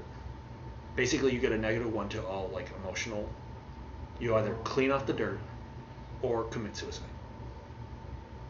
Well, Take that pipe. fuck you, amphitheater. I'm gonna fucking bash my head under you. You either die the dirtier, or live long enough to see yourself become the. So there's a moment where he smears this on the wall and he stares at it and he backs away. And he just slumps. He's depressed. You have literal suicidal thoughts. Yeah, I fucking get rid of that. Get rid of that real quick.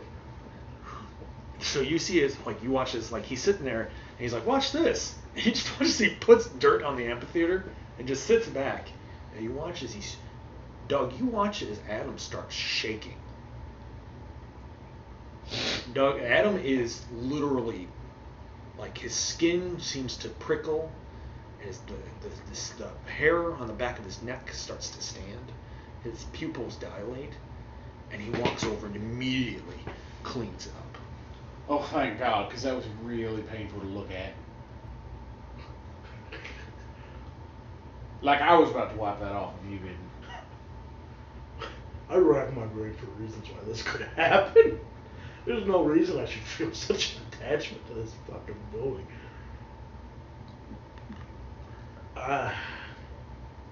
This is not normal.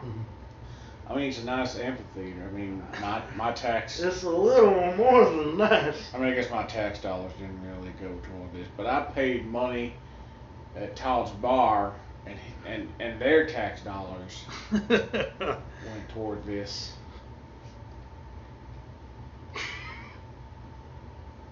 I actually own stuff that I don't want to take care of, as well as I want to take care of this building. Outside of this, there's no other clues in the area. Other than this building being Satan? Pretty good clue. There's no other clues in this area, and there doesn't seem like whatever you shattered seems like it's just gone. I mean, the door to the amphitheater open? Amphitheater, it's an outside one. So it's basically, think of it like a band shell. Weirder. Yeah. I gotta.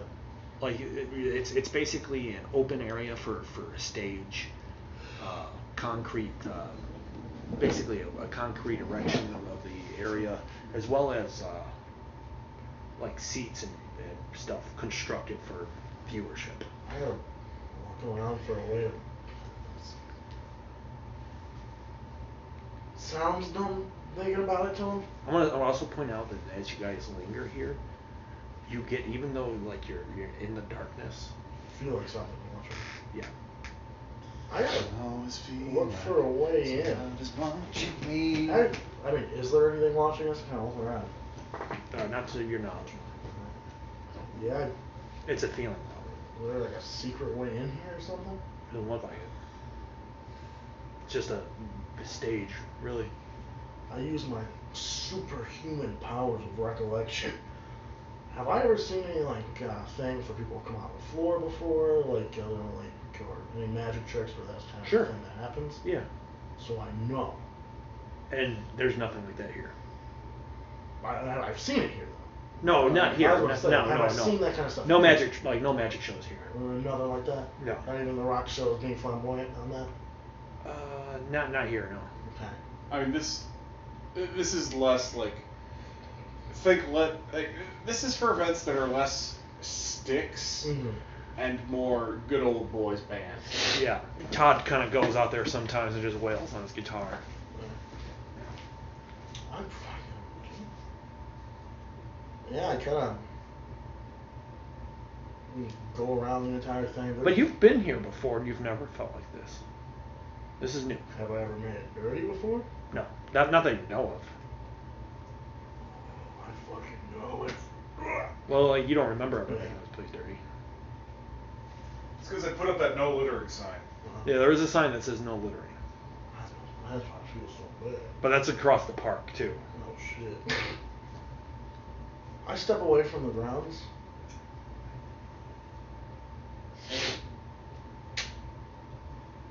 Oh, fuck it.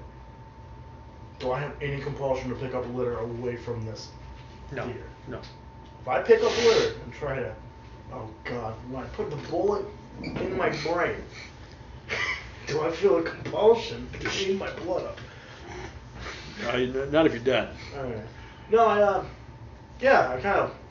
Alright, so Doug, Adam looks like he's freaking out. What do you want to do? Hey, Adam. I'm gonna level with you. I don't think there's anything else to find out here tonight. Why you put some dirt on that? And tell me you are concerned. He's losing it. Look, our nerves are shot right now. All right. I'm. No. Humor me. Humor me. Put some dirt on it. Resolving composure. No. No. Just slap dirt on it. It's like nothing. Yeah. I fucking watch with an intensity unknown to man. Does he go to clean it up? No. You don't feel any compulsion. Hold on, I want to get close to it. No. Well, sure, I can be watch. Oh, yeah. Oh, man. Oh. Yeah, he's losing. Do you guys go back? Flash my light around. Nothing. I'm losing it. There's nothing here. Nothing here. This is a horror show. else I can't explain.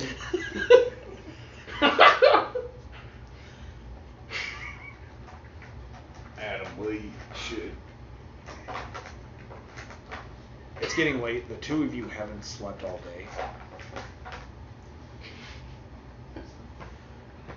Yeah, look. How about...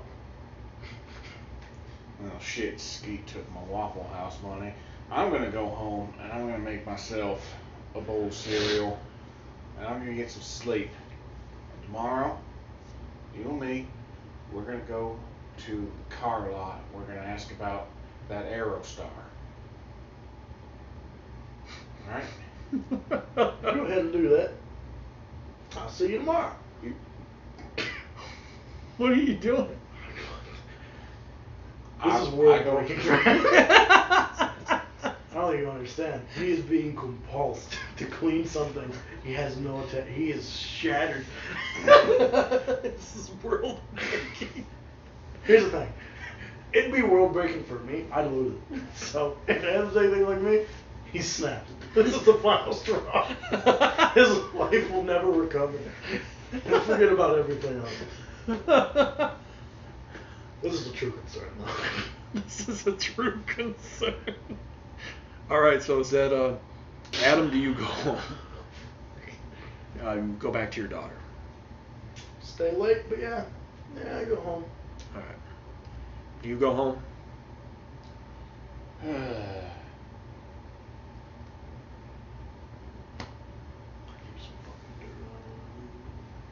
Do you? Maybe I should drag him back with me. All right, so this time you take him home instead of the other way around. Yeah, I'm gonna leave. All right, it's all right. You know, let's go back to the house. Once you're out of the, We're gonna go back to your house where you don't have to clean anything. I shouldn't have to clean anything there. Exactly, which is why we're not gonna be there anymore. We're not even gonna think about once it. you're out of the park, you stop feeling washed. Yeah, that sensation, Adam, you no longer feel that sensation.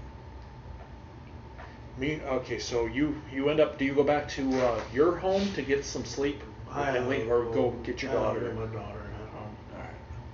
All right.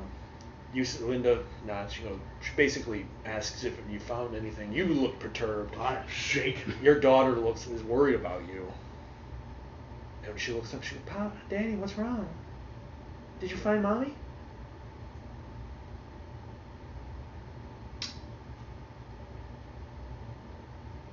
No, why would you ask that?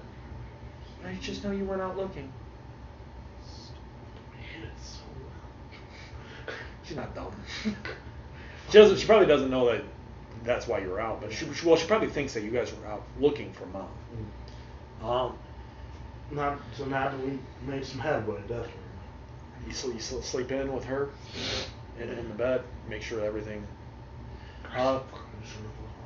Doug, you end up going.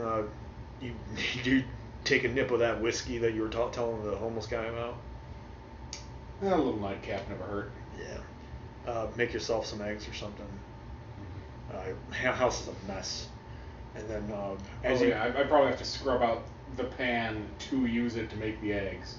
Give me resolve and composure -4. I warned you the demon lord Astrobath was coming.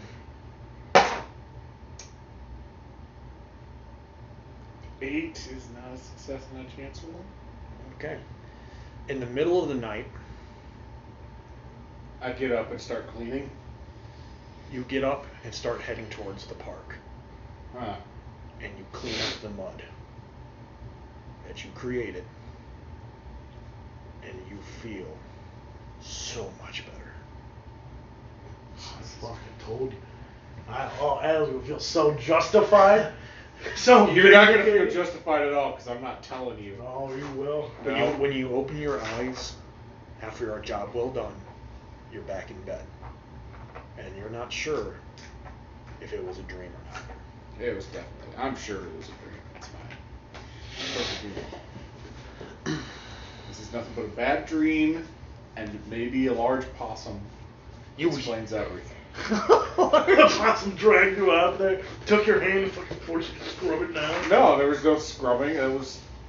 That was a dream. Doug, what was your ex-wife's name again?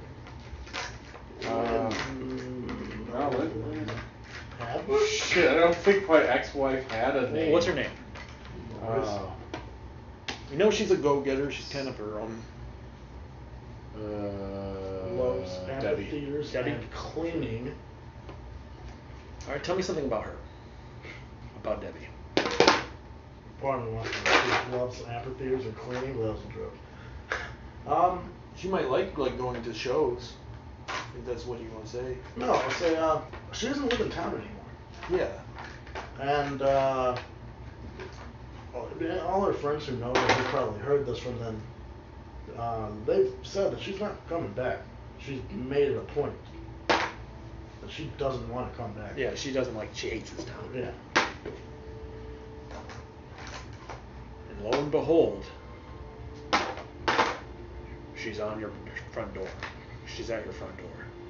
It's probably about 2 p.m. You've slept in through most of the morning. She's kind of each of you give me a description about her.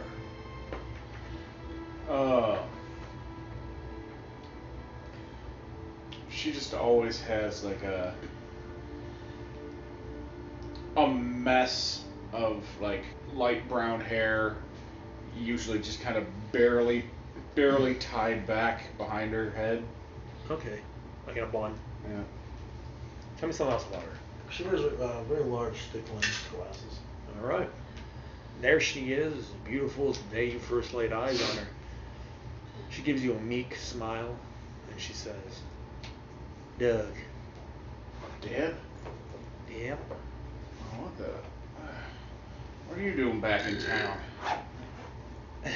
She kind of releases a sigh, and she goes, I'm only in town for a little bit, but I thought Yeah. I thought I'd come pay you a visit. Well, hi. I mean, Gonna invite me in? yeah, come in. I'm clearing a bunch of junk, some unsorted mail off a chair for her. Oh man, this place is a mess. Yeah, well. You've always been a messy boy. I mean, yeah, Lynn. Deb looks at you and she goes, Did you find Abigail? Any word on Abigail? Just last night, I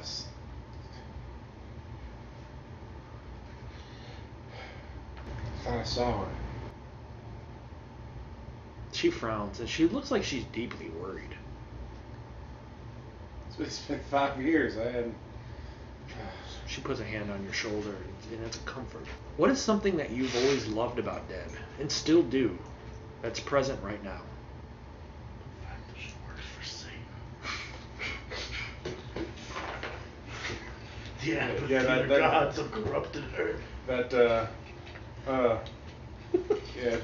whole Elizabeth Bathory spa treatment really keeps your skin youthful. She walks up, I heard you cleaned an amphitheater lately. She is. You can't be tracking mud there. She is happy. I mean, the reason that she really got into the business of renovating old houses is because even a house, she can't stand to see it suffer. She's always looking to bring comfort. So she is a caring soul. What do you want out of this?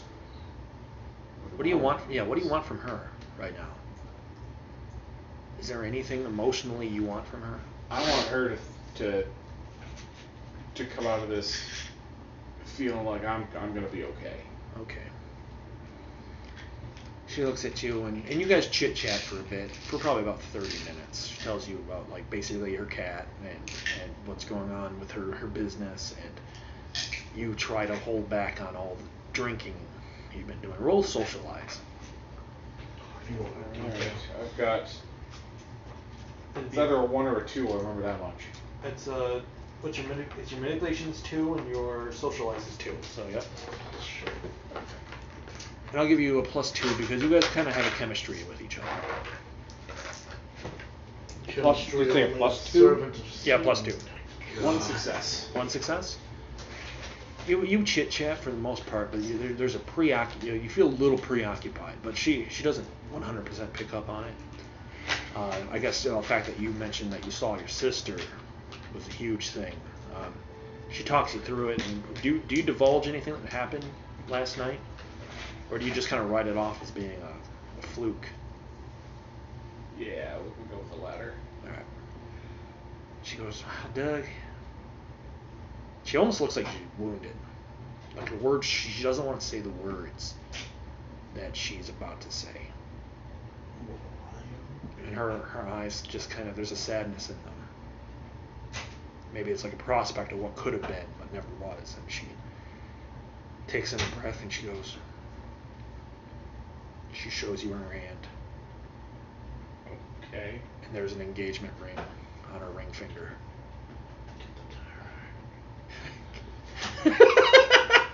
Hands in the background. Oh, yeah, that's Roll resolve and composure. We'll say -2. A little offensive vices, right? 1, 2. Okay. What emotion comes flooding in, and how do you push it back? if I haven't let go of her by now, I'm at least numb to that part, like the feelings that I had for her. Yeah. I think mainly the biggest thing, the biggest twinge that I feel is realizing that, yeah, the world is still moving forward while I've been sitting here. But I just kind of write it off like, that's great, congratulations. She's actually relieved when you say that. She says, "Really? Yeah. You know? Are you okay with this?" I mean, it's. I mean, I've been moving forward. I've been seeing a girl too, and I think, I think that when I got hurt, it was a big setback for both of us, and I'm just happy to see that you're doing all right. And are you being genuine here, or are you lying? I think he does still like feel for her in a way that he would be happy that to see that she's doing okay. Give me a presence and empathy with a +2. Okay. What's my empathy? Anything? Your empathy is 0.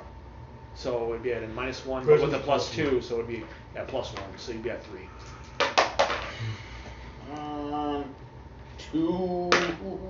2. Okay, so yeah, she feels your genuine warmth. She feels that you care. And in this moment, she brightens up. And she gives you a big old hug. And she goes, I want you to come to the wedding. I want you to bring your girlfriend. I want to meet her. Maybe we should go right. at some time do breakfast or something. Oh yeah. Yeah, I'd like that. She smiles. Just Now you, for the most part, you stink of booze. Your house is a mess. And you didn't get a lot of sleep. yeah. Roll me a manipulation and persuasion. -4. To see if you can convince her that you're going to be all right. Chance die.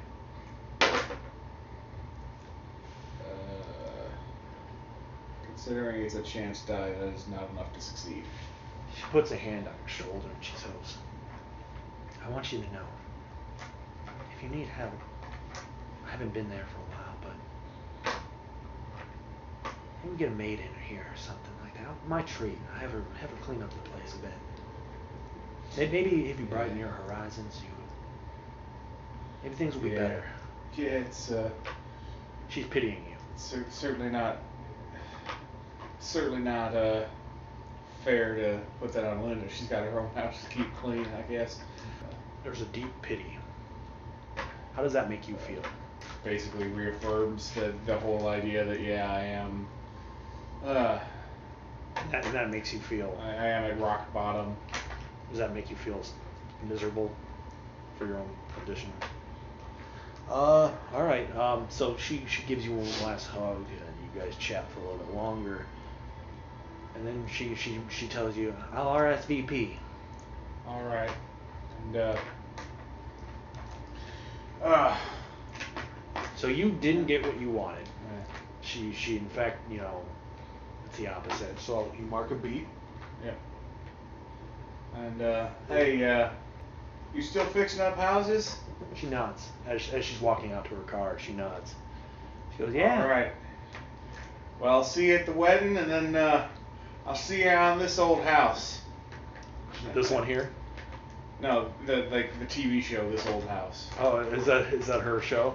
No. Oh, is that no? But it's like I'm implying that she still has like places to go from there. Oh. Like she smiles. She's gonna be one of the big names in Home Improvement TV. She smiles like very wistfully, and when she looks up, she goes, "Well, I have to step up my game. There are just some houses I can't fix." And then she gets in her car. Hey, hold on before you take off. Let me check your tire pressure. There's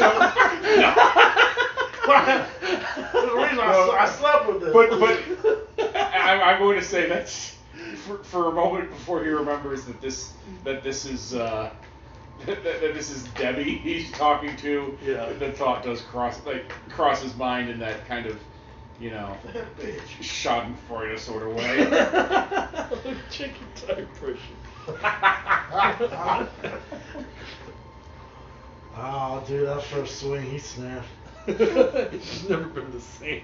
Dude, it took a violent altercation to snap him. It took you an amphitheater. Like, it took you. Alright, an amphitheater that is clearly supernatural. I'm gonna get the paranoid extreme feat flaw. Do you want to play as an NPC? Sure.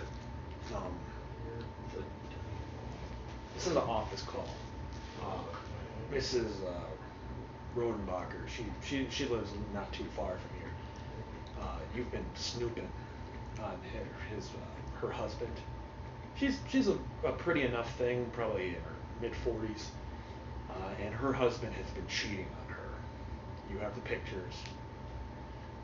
You had this meeting set up, but you're kind of out of it. It's been a rough night, that's for sure. Probably planning to just go there and give her the evidence. Go cut payment. Screw that. Leia is in school right now, and here she comes, a pretty bleach blonde, overly tanned girl. Looks genuinely sad. She has to have come to this point. That's fair. And you know that this news will Hurt. Yeah, it'll tear her apart. Wait. You've seen this has happened. You've delivered this news to people before. Sometimes they take it like, damn motherfucker. Sometimes you truly devastated. Yeah, Sometimes they don't solve anything at all. They don't do anything. that's true. So I look at her and the first thing I say is, alright, now this is the amphitheater. You're real dirt out. This is imperative to corroborate your existence as a human creature and not a demon lord. I fucking knew it. I knew it all along. Pour underneath. I caught you, I did. I got pictures. Some sympathizers destroyed you. You could not function. It hasn't just upset and set off the character. It set me off. Like Ian, as a human being, cannot accept that it exists. I pull my face off on a boar. That's when you notice Oh, my hands are just two little possum snouts. Alligator tail pops out of their dress. I look on. By God, he was right. It was in the entire time. Back to the amphitheater, lady. Not the face. It's all to us. I hop onto my tiger and ride off. So fucking knew it. So she sits down in your office. Or do you do in calls for your house, or do you go out to her? I go up there. All right. She invites you in, gets you a cup of coffee.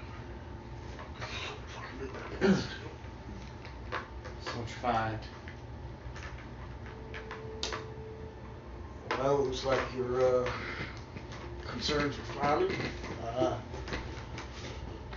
Yeah. Visibly breaking as you're saying that. I know it's no, probably not what you wanted to hear, but pulls out the pictures. Son of a bitch. Yeah, she looks like she's. What's your empathy? 2? What's your presence? 2? Give me a with a -1 because she's deeply troubled. Took the dice. Here, give me. I don't know why. Oh, stop him from Being fun. You're getting annoyed by it. It's just that I will have to hear it on there. Scott does it all the time. Like in one of our games, Scott is just like. Oh, that's not Scott. That's me. Scott did it in our Miss Walker's game. Oh, I do it all the time. I had it like around shit. One. You want a willpower? Lock up. Oh, by the way, you regain 1 willpower. Okay. For sleeping. You as well. That's my name. Okay. You want a willpower? Alright. 3. Hey, holy shit. What you say something that brightens her up. What do you say? You have a way with words sometimes, or at least you have a way with connecting with people. Picture your wife isn't taking my baby. Does that come up? Fucking. That will only set her up. It always comes up. But no.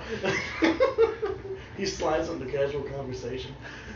So, seen any So, you know, the demon weather- possums lately? The weather outside is great, but that empathy is oddly clean today, don't you think? Don't Pull your gun. I'll tell you, they got eyes everywhere. Stay out of the the only one in this town I don't have dirt on is that amphitheater. That's my fucking catchphrase.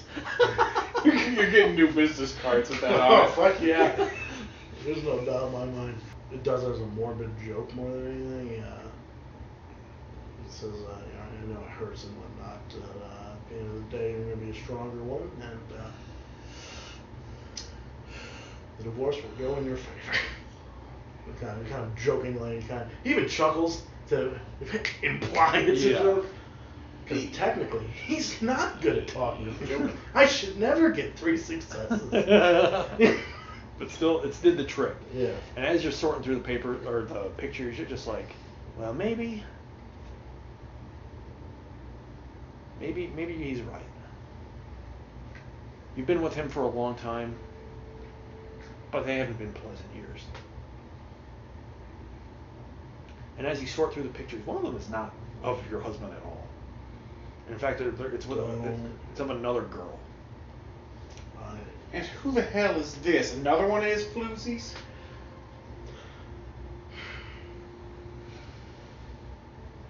Does it Who is rhyme it? with Abigail? Does it rhyme with Abigail? Who is it? You see. Fucking amphitheater. My heart's fucking. Is this one of his floozies?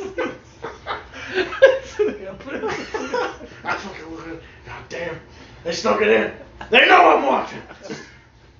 I just gotta jump out the window.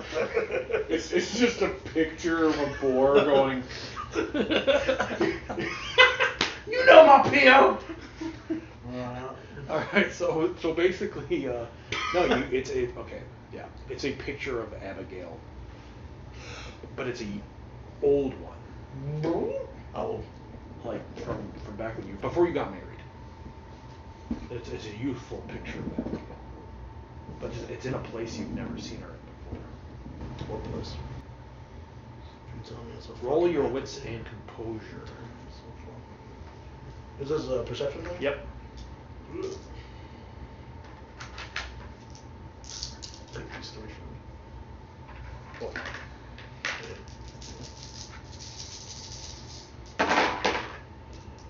One, 2, 3.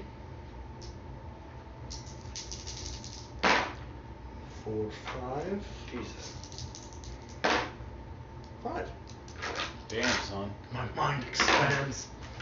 on the hunt for amphitheaters, and I am a fucking hound. You're looking, and you can see, it looks as though she's standing in front of an old tenement building. Outside, probably in the more crime-infested areas of the city. It looks as though she's just standing in front of it, smiling, as if the dreary backdrop has no weight on that smile. Can I investigate this a little bit? No. Okay. But I will say, you know where this location is, the address is there. You see, basically, it's a 4-story building. You see gang tags written all over it. And even though this looks like it's an older photo of her, the area doesn't look old. In fact, you remember going on patrols through this area. And it was pretty. The place she shouldn't be. Yeah. She have any hoodlum friends back in those days? No. She's probably as suburban as you can get. Came from a Christian family and was very apple pie, pastoral Americana. Doctored. Does that go through your mind? That's doctored? Yeah, Okay. definitely. Have I ever seen a picture with her doing whatever pose or whatever like this before? Like with her and like that before? No. This is not another one of his woman. This must have slipped in accidentally from another case. It's lucky. It did slip in. What's your subterfuge? Accidentally. From another case. Show you what his thing. No. Is it 0? Okay. Is it? Yeah. He looks clearly disturbed. So Find an investigator who can't lie. do you pay him? Honest person. Look, fine, whatever. I mean, the other pictures clearly have the husband in them. Yeah. It's evidence. So for the wolves. If you needed to basically lawsuit, lawyer up, you have what you need to damn him. Take him for all he's worth. You take checks? Yes, ma'am. Good, because otherwise you wouldn't be getting paid. Chuckles. So yeah, she slips you the check. You're walking out, and just as you're walking out, there's like a kind of like a photo area where all these you see pictures of a family. It looks like they've got at least 3 kids. The whole family is bright and happy. You can see last year on the amphitheater, her kids singing what looks to be some sort of song for a talent show for the local McCrane Elementary School. He definitely absorbs it with his Yeah. memory. But yeah, I mean, takes a closer look. Anything changed about the amphitheater? Not from the looks of it. Not from the old photo. Weird, real weird. Yeah. But at the same time, I think he kind of picked up on his concern. Maybe better look around. He's justified. So he kind of definitely, he doesn't have to take it for hours or anything. So he just kind of looks up and down, memorizes everything on it, and kind of heads back. Has to go find him. He's supposed to be searching with him today. Yeah, go visit that car dealership. You feel a strong urge, Doug, to go to Todd's. It's probably stronger than usual.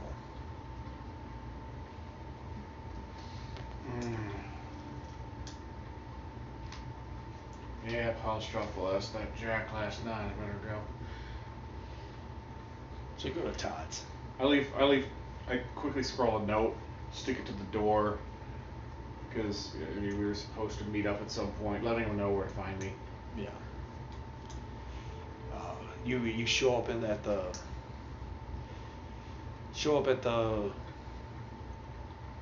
bar, Todd's bar. Todd's sitting in one of the stools. You see a young guy playing pinball on one of the machines. A couple of other locals playing pool. And a bunch of other kind of locals kind of like dotting around the horizon. You see Darla polishing a glass, and it's your glass. It's the one she always uses for you. Hey, Darla. She smiles and she goes, Miller Lite? Ugh. Something a little harder this time? Yeah. She goes, okay. And she kind of bright and cheerily pours you another alcohol cocktail. Sends you deeper into a hole of despair. Did you know Deb's back in town? Yeah, I saw her earlier. She looks real pretty. Yeah, I guess she's getting married. That's what she's telling me. Huh. How you feeling? Fine. I'm fine. She kind of cocks her head. You sure? I mean, I've seen a lot of people. I've seen a lot of places. And I can tell when someone's hurt. I know, Doc. I shouldn't try to bullshit you. Look, I mean, honestly, I thought I was over her, and I am, but I'm not over that.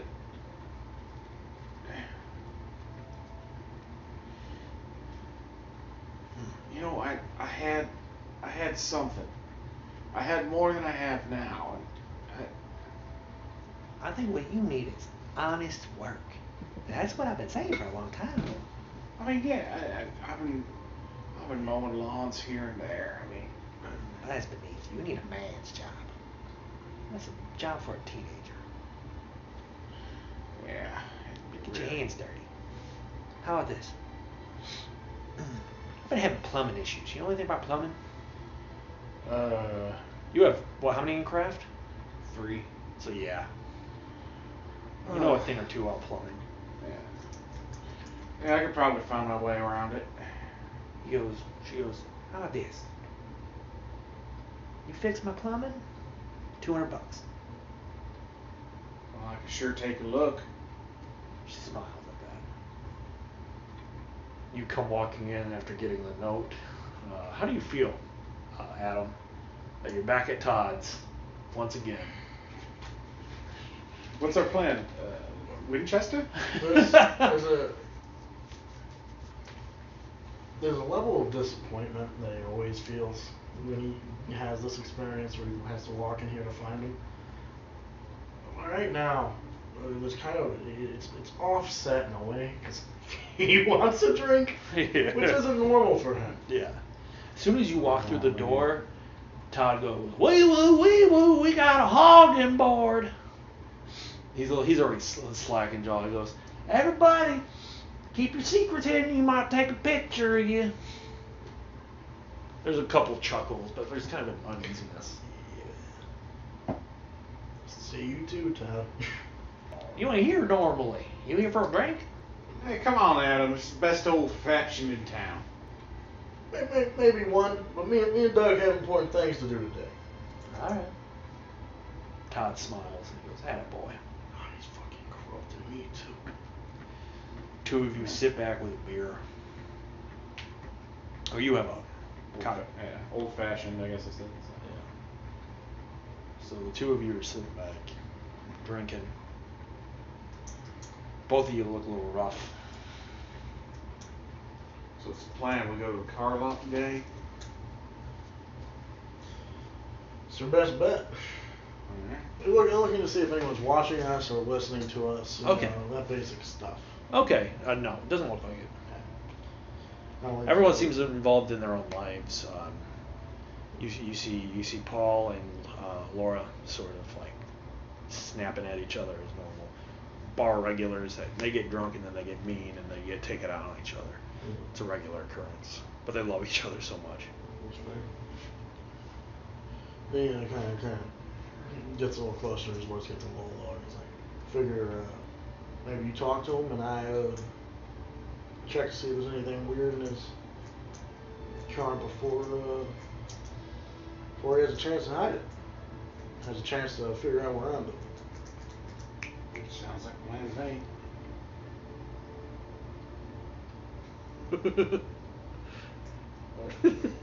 Oh. That's fair. I was doing an absent-minded. And then he just snapped and pulled. I was like, what the fuck's happening? I'm sorry. Adam, what was your plan again? You were gonna go to the lot. Have him talk to him while I'm snooping the man, essentially. Figure out what, kind of keep him off guard. And while I'm snooping and seeing if there's anything in there, kind of, he's pestering him. About Abigail. Okay. So you guys finished your drink and you head over to Charles' dealership, or it's Chuck's dealership. You head over to Chuck's dealership and there's a lot of cars. Chuck seems as though he's sitting in his office while you guys come in. You're hanging out in the lot looking for the van in particular. You said it was usually back. Yeah. Behind the place. So is that where you're going? It's not there. You want to investigate? Yeah. Go ahead. You show up. Doug, you enter in, and immediately that air condition kicks in and feels like walking into an ice box. Chuck likes it nice and cold. Chuck's the kind of guy that wears sunglasses during the day. Makes himself look a little bit more cool, I guess. Tell me something else about Chuck. He always seems to be wearing the latest fashions from an entirely different part of the country. Okay. It's kind of interesting. I'd say so he dresses pretty sharp, but from a like foreign chic kind of thing. Yeah. And I'm saying it's kind of portly. Like he dresses sharp, but it still can't hide the fact that he's a little overweight. And he's short. Tell me something else about him. Big ass dick. Fucking massive. He can't even wear it in his pants. He has to keep it on at all times. That's why I didn't get too many customers. No, you're in the car lot, and then you feel something wrapped around your leg, and you drag drag me into the sewers. This is me and his domain. Oh God. Let's say that his look isn't the only thing that he tries to be very Hollywood about. The way he talks, he tries to be like that James Bondish kind of sly guy. Yeah, very suave. All right. And He goes. Always offering us a soda. Oh, you're fine. So you come in and he goes, Doug, hey, want a soda? Just fucking handsome, dude. Yeah, sure, I'll take a Coke. No Coke. Sprite, okay? Sprite is a Coke. God damn, we're in the South. You're right. He goes, what kind of Coke do you want? Sprite Coke? Yeah, Sprite's fine. Completely forgot. Goddamn. God is dead. God is dead. He goes, Sprite Coke? He looks at you and he's kind of like eyeballing you and he goes, I know what it is. You don't want to be in that scene in that piece of shit anymore, and you've come to actually step up your game, step up your life, really. So let's be honest. Things have been a little bit rough for you lately. He smiles. I would absolutely love Check his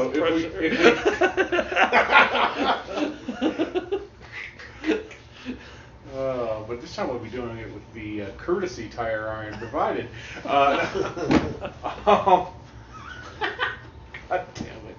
No, I would absolutely love for this, like, we go in for clues and we leave with a car. Keep on having to roll. I don't have the resources for that. You get to the point where you take a out loan. a loan. Yeah, you'll take a loan. Loan on what collateral? I guess it's a house.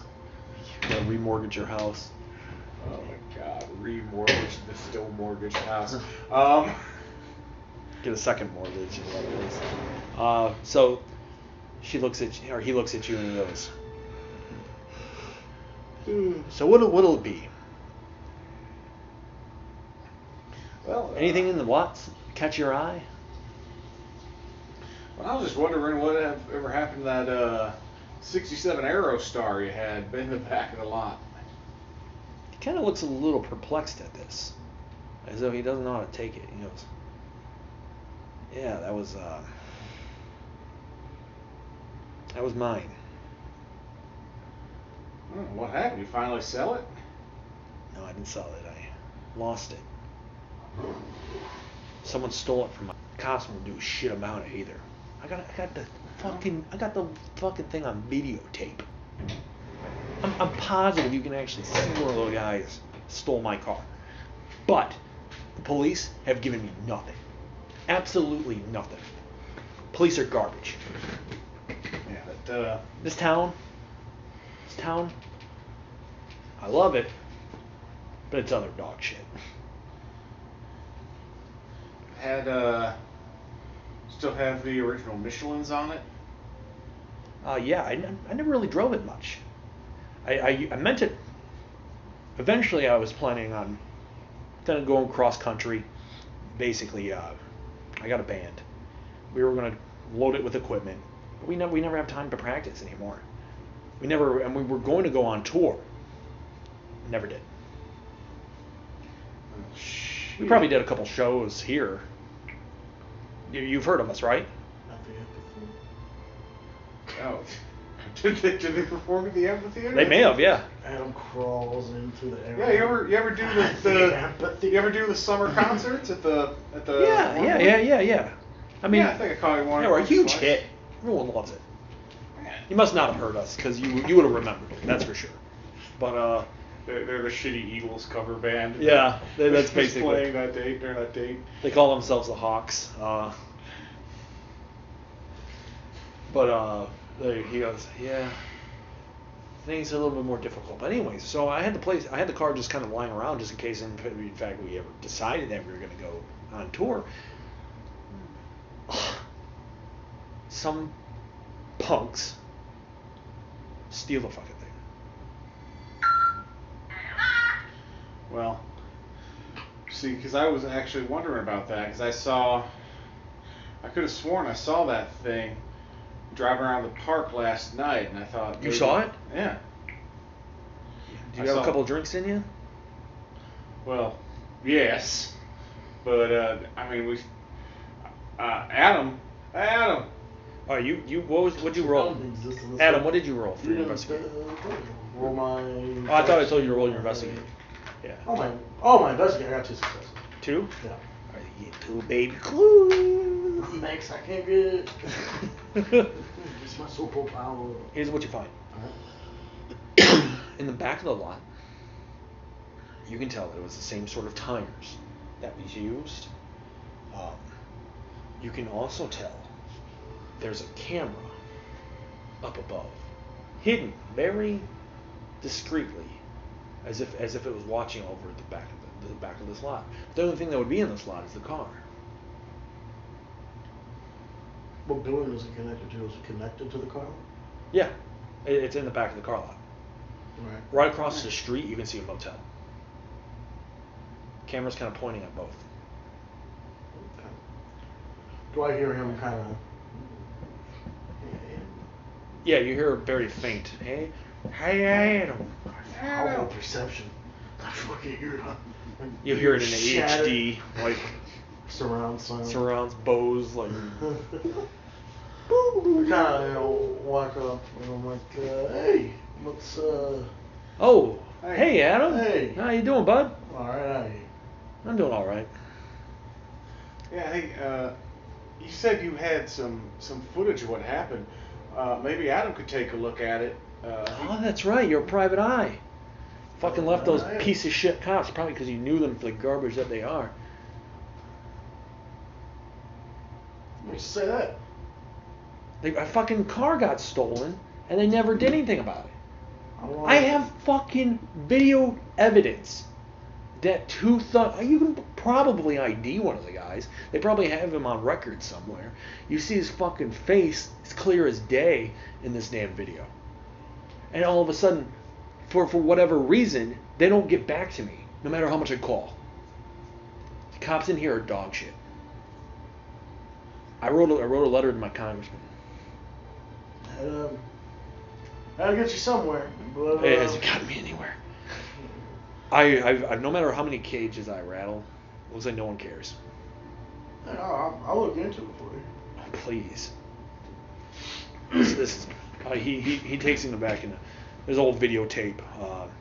You can see where the recording cameras. He goes, if you guys will, just let me wind through this for a bit. Look away for a second. Any reason why?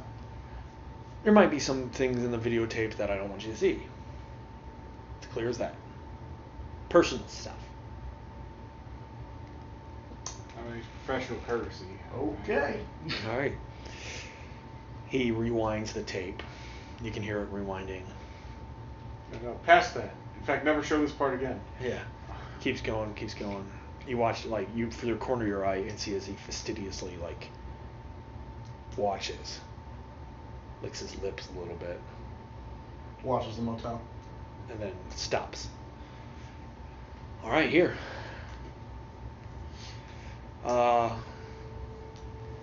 And there you see two people. One man, very broad, dark skin, large-bodied, walks in. Another man, white, walks through. Seems as though the large man is keeping his eyes on, see if anyone's coming. Obviously, both of them do not notice the camera. Mm-hmm. The man basically steals the cop car, or not cop car, the man steals the Aerostar, and you watch as they drive off. Do I see the part where he says they yeah, push on the face? Yeah, there's a clear shot on the dark-skinned man's face. His features are very recognizable. Mm-hmm. He looks dangerous. Looks a pretty rough-looking guy. Mm-hmm. I probably have no idea who he is. Probably not. Do I? Roll me a luck. I hang out in bed much of the time. Give me 3. Well, you were a cop for a while. That's true. That and private eye. His profile. Nope. All right, no, you've never seen this guy before in your life. Have I? No. No, you. 4 tens in a row.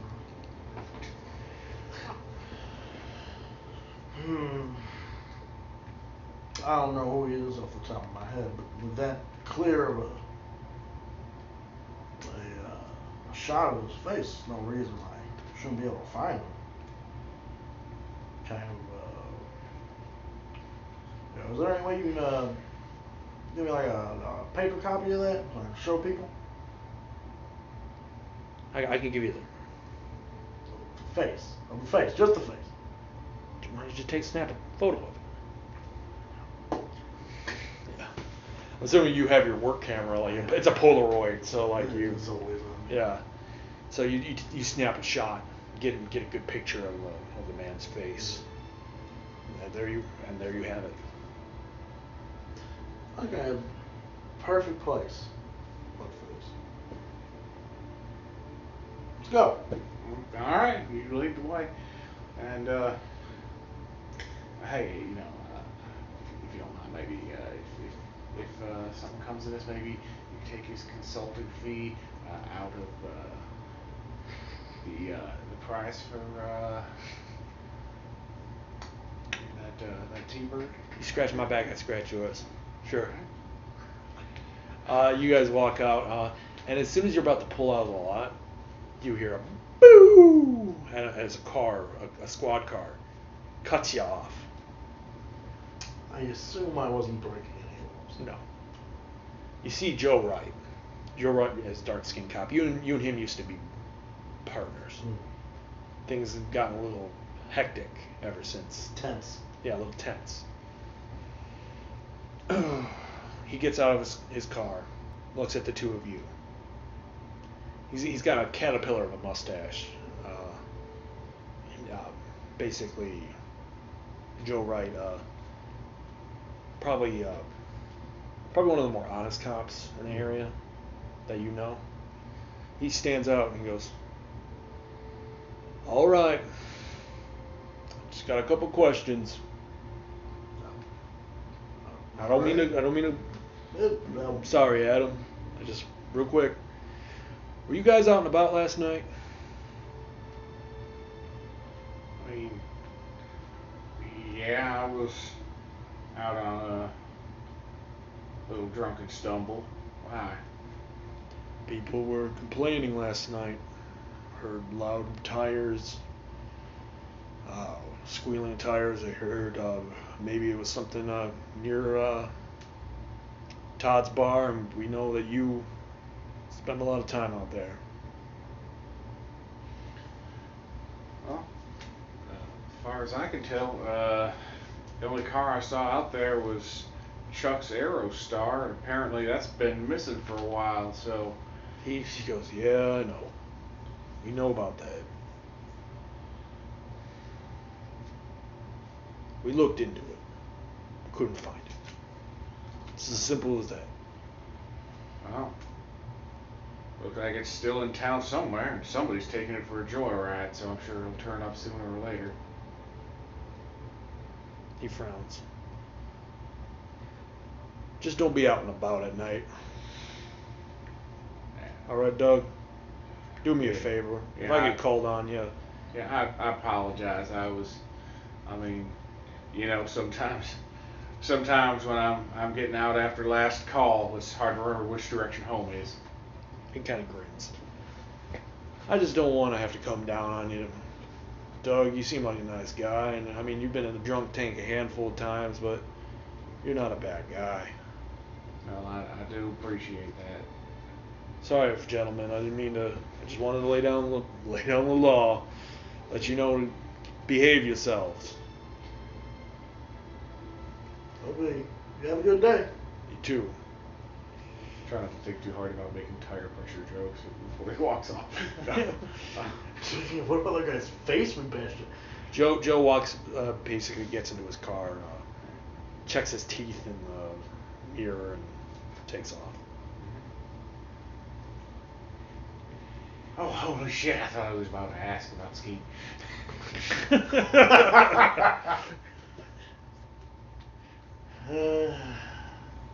If they can't find this gentleman, I guarantee you they cannot find you off a description from Skeet. Oh no, this Skeet wouldn't even go to the police. The police.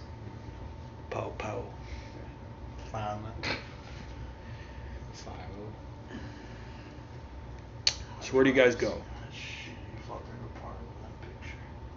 Alright, well, you What's said- that? I drive to that shitty apartment complex with that picture. Oh, you go. Oh, nice. The hell? This is where... Which picture? The picture I had of Abigail. So you show him? When we get there, All right. So you pull tell me about some of the urban decay you see when you get further into the city. What about this place makes you feel worried about your own safety? all the cars lining the street are oddly the same color and make. Okay. Yeah, every pair of eyes we pass is tracking us on our way through. You pull up to the old apartment tenements, and you can see 3 men dressed in white tank tops, hoodie. They're just sitting on the porch, looking out at you as you pull up into the parking lot. So I pull out the picture. You walk up. Well, of course, I pull out the picture of Abigail and walk up to them instead of showing him. And I say, "Have you seen this girl? Don't fucking tell me." No, in the car. When we first get there, I pull out the picture of Abigail. Oh, for him? Yeah. Okay. Then I found this bunch of photos I had today. What the hell? What I know Abigail I didn't doing take in this it. part of town? Was the graffiti the same? Yeah. Any wear on it? Huh? Any wear on it? No.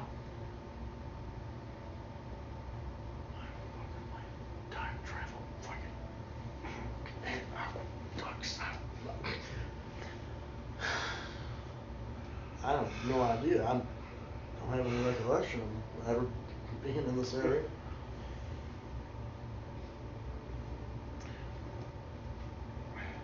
So what do we do now? We just go in and ask, hey, you see a girl or the stolen arrow star? If we had a badge and a gun, perhaps. Seems that Oh no, if we had a badge and a gun, definitely. No, we definitely would. 100%. Did you watch any movies? I don't watch some. Well, you used to be a cop. I think Yeah. you know that a cop would not want to stick their nose in around this kind of business. A cop was some honor who followed the job no matter what would have to, even if they didn't want to. What do you? Well, you still got enough honor to waltz out there and start asking uncomfortable questions? Nope. I'll give you a willpower for being a coward. Yeah. It gives me back the longest man. So what do we do from here? We're here. Do we just sit around and just sightsee until we see the people from the video? Could do that. I wouldn't advise it, but we could do that. Or we could drive around the neighborhood and see if we see a stolen car. That's probably more likely. Also, I just kind of get this general feeling we should keep moving. I agree with that. You see a man wandering through your parking lot, like through the parking lot. In Just, fact, if you could drive serpentine. snakes. Oh God, serpentine! If that's really what you want upon a snake, and like tie it to the fucking wheel as I drive. So you guys are just kind of driving around the neighborhood. As you guys are, Suspicious as shit. yeah. As you guys are driving, kind of keeping an eye out. You tell them that your ex is getting married. Or that you know you walk over the yeah. There you go, Deb's in town. You haven't seen Deb in a long time. I don't have any idea. You believe that? She showed up at the front door and everything. Was asking me how my life was doing. And then she told me how my life was doing. Sounds a lot like her. But more importantly, she told me how her life was doing. You know, she's found someone else and they are getting married. What do you want out of this scene? What do you want out of him? God, Complete I total feel like agreement. I feel like I just want to vent my spleen. You just want to vent your spleen? Yeah, I'm just getting all this off my chest. Why is this difficult for you to care? You have more important things to focus on. That's fair. Okay. I understand the one. So I'm just sitting there. I'm just sitting there talking to your office, just like, Oh no, go ahead. Yeah. Keep going. Yeah, that sounds like her. Yeah. Well, I mean, I'm apparently invited to the wedding, and you know, honestly, I think I'm gonna go. Well, that's great. Hey, you know a place I can get a good suit? I want to prove that I'm all right. I got The kind of all right where I can afford. to Roll show your up and see drive. you. Roll your composure and drive. -2. Hey! Should I willpower this? It's up to you. Does my perception warn me of And the a good- child running in front of us for insurance? And a good dress for Linda. It'll mean my roof ain't getting fixed this year, but I want her to shine, and she deserves to shine. One. You narrowly dodged this car that came out of an alleyway. If he wasn't talking your ear off, you wouldn't have been a problem. I just want Deb to say, "Holy shit!" I just want you to take a breath before talking. What car is it? It's the black Aerostar. You gotta be kidding me. It veers out into the street. It just pulls out. Follow it. Yeah. It drives. Part of me is surprised that I was right about this. Part of me is incredibly worried that photo was correct. The black arrow star. You follow along. What could that mean? That photo's correct? Yeah. You know, someone's been in my house with photos that aren't mine. Yeah. That's a problem. Also means photo probably isn't doctored. She was in some things I had no idea about. Or him. Probably anyone that knew her. Also, what's the plates on this? What's that? What's the plates on? The plates Real are, plates. we'll say GTX 145.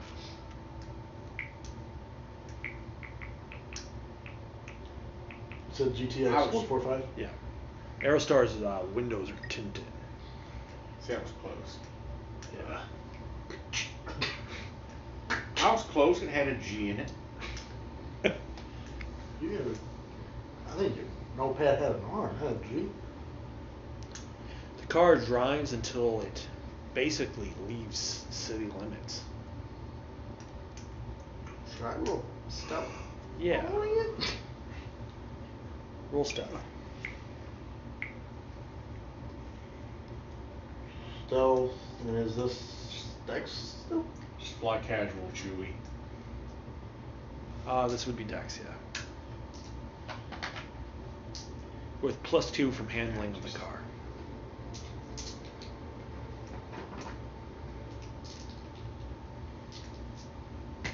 This would probably be better if he was driving right now because of what's about to happen.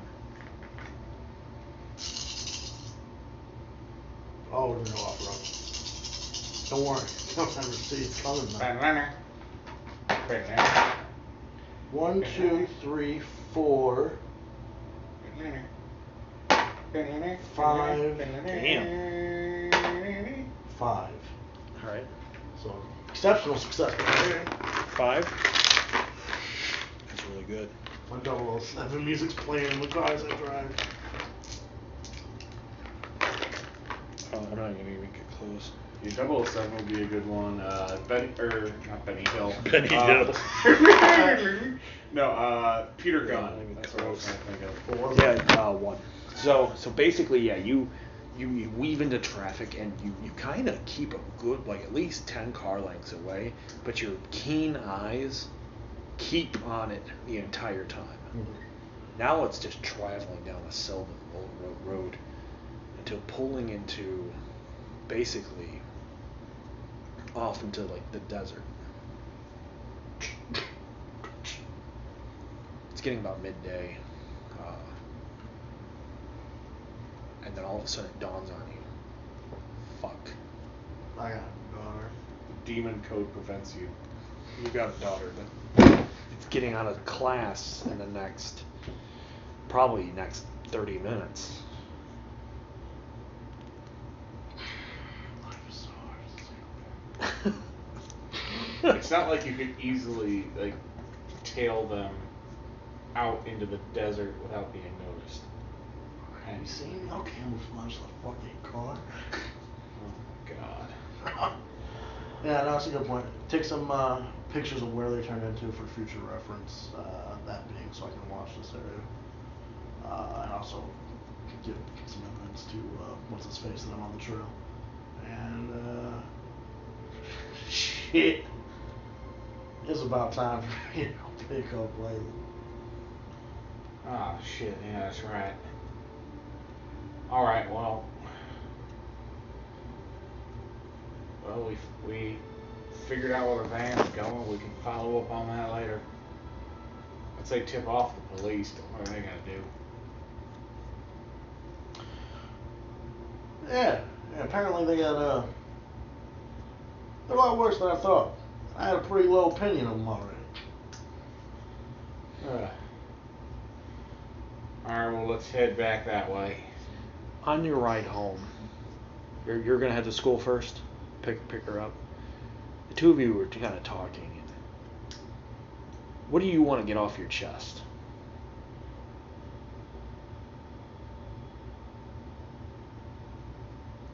all these scorpions. Fire ants. Oh, by the way, you get a beat. I gotta be. Yeah. Because you basically let him talk, even though it almost got you in that wreck. You feel a little bit better. You feel a little bit more catharsis being able to talk to him. You feel at least I mean, you kind of got snippy, but he still let you talk. You know, this reminds me of a joke Todd told me. So this man's driving through the desert. God damn it! And he picks up this beautiful blonde hitchhiker, right? And as they're driving, she tells him, you know what? Believe it or not, I am a genuine magician. And he says, well, I find that hard to believe. Can you do a magic trick? And so she touched him on the thigh, and he turned into a motel.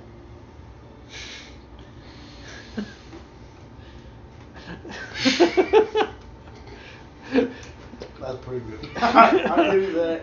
I'll give you it. It's pretty good. I wasn't expecting to laugh. You got me a little bit.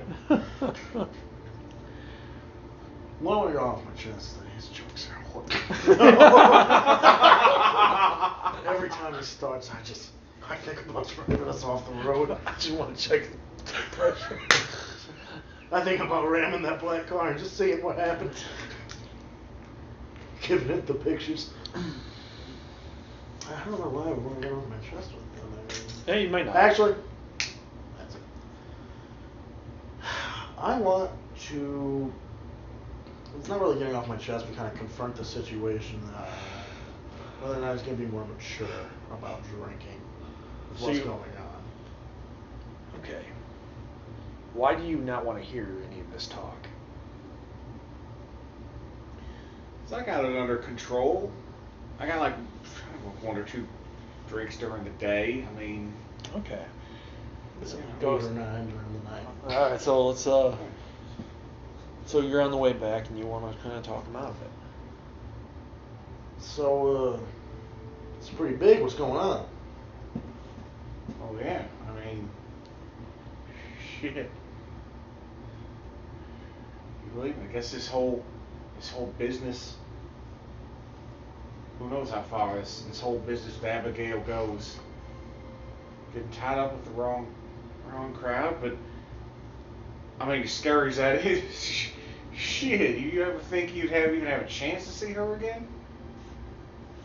I certainly hope for it, but I don't know. Probably not. That's when I explode. But something like this, something this big comes up, usually best to approach it with a clear mind. Oh, absolutely. I am focused 100%. And you look. She may be the woman you married, but she's the girl that I grew up with. I'm taking this utmost seriousness. Absolutely. Maybe No. What do you mean, no? Now, look, I know what you're going to say. You're always on me, like, well, maybe if you weren't, if you drank a little less, you could do this, you could do that. Let me tell you something. I am a magician. Oh, look, a motel. Let me make it disappear. Let's turn you into Let me check your thigh pressure. There's no cranial pressure back there. I kicked back with my old fashioned this morning. Because it's a social thing. I'm clear headed right now. I'm just focused like an arrow. I mean, So I'm gonna check on you later today. all right, yeah. One tall boy. Still 1 beer. 1 gallon of beer. One big milk. gulp. They're all one Milwaukee. One bathtub filled with beer One- counts one- as one. One entire. One swimming pool. A beer One counts as a unit of one beer. One unit. There will only be one Bud Light truck in my driveway. I will not fill 2 space stations. Just one. I do not have sexual relations with that beer. You kind of got him off your back by just saying, yeah, I'll do it. Yeah. But there's no real sincerity to that. You get a beat, Smart shit. basically, because you know what he's gonna do. Yeah, you're gonna check on him. Mostly because I want to go back out later today. You pull out toward the McCrane Elementary, Mm-hmm. not too far from the clinic. It seems like all the kids have already left. The buses are gone. You pull up, and you see a dark-skinned man standing over your daughter as she sits. Same dark-skinned man from the photographs. And almost as soon as you pull up, he turns towards you and flashes you a menacing smile. We'll end it there.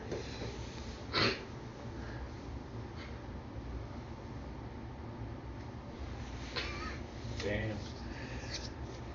Alright, so how do you guys like your characters? I like Doug. Adam sucks, but no. I like the interactions between our characters too. They're great. How do you like the NPCs, like the interaction with them? Yeah.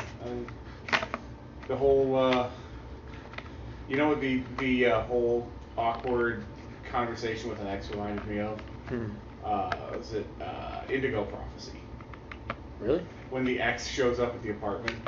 Okay. It's like you have this whole like weird paranormal mystery developing, but at the same time, you know, sometimes you just gotta deal with your ex showing up. Yeah. Or awkward conversation with that guy in the other cubicle. Yep. You know, yeah. Yeah. All right. So, what do you guys like? What would you like to see more of?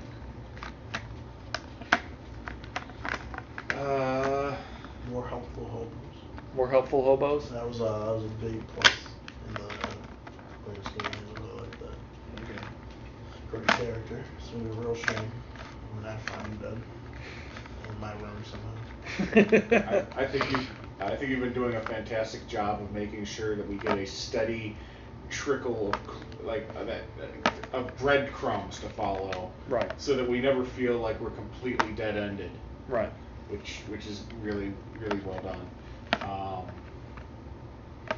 Yeah, I definitely like that balance. Like we're following the plot, but those trappings of like Personal life. Yeah, personal life and just the sleepy southern life setting. Yeah. Are always there. How do you feel? I liked it. I think everything was handled really well. You did well to kind of emphasize that while these people seem normal characters and whatnot, there's definitely, it feels ominous thinking about them, especially in the context of the child. Right. Like even like when you immediately, you said there were a bunch of people in the neighborhood, I immediately was like, I cannot trust these people even though I should. Because it's very ominous. You feel like you should trust and be Your in neighbor. community with these people. Yeah. But at the same time, because all the supernatural shit, there's a sense of paranoia. Well, there's. And everyone seems to start investigating, like started asking questions right when we started figuring things out. Yeah. Which lends into that, can I trust the community thing? Right. What time is it now? 3. 3. Yeah, we're about to get going. Yeah. Yeah. I was gonna say I have an appointment. I have an appointment tomorrow, so Okay. unless you need me to check your tire pressure before you leave. Is there anything you'd like to see in the future? things that you're looking forward to discovering or figuring out? What are you most looking forward to? Mostly unraveling the mystery, trying to figure I want to work toward the A plot, definitely. Okay. And I certainly do want to take my time and enjoy, The character everything else interactions. on the way. The journey is, the thing. Yeah. But yeah, that's. I really want to see the development of these just two kind of normal guys. I mean, sure they have some weird stuff in their lives, but overall they're really just normal people. You too, yeah. And how they kind of How does playing evolve into that kind of monster hunter you want us to become. playing Kriak versus playing Adam? It's like two different worlds. Crack would have killed at least 4 of the characters we came across.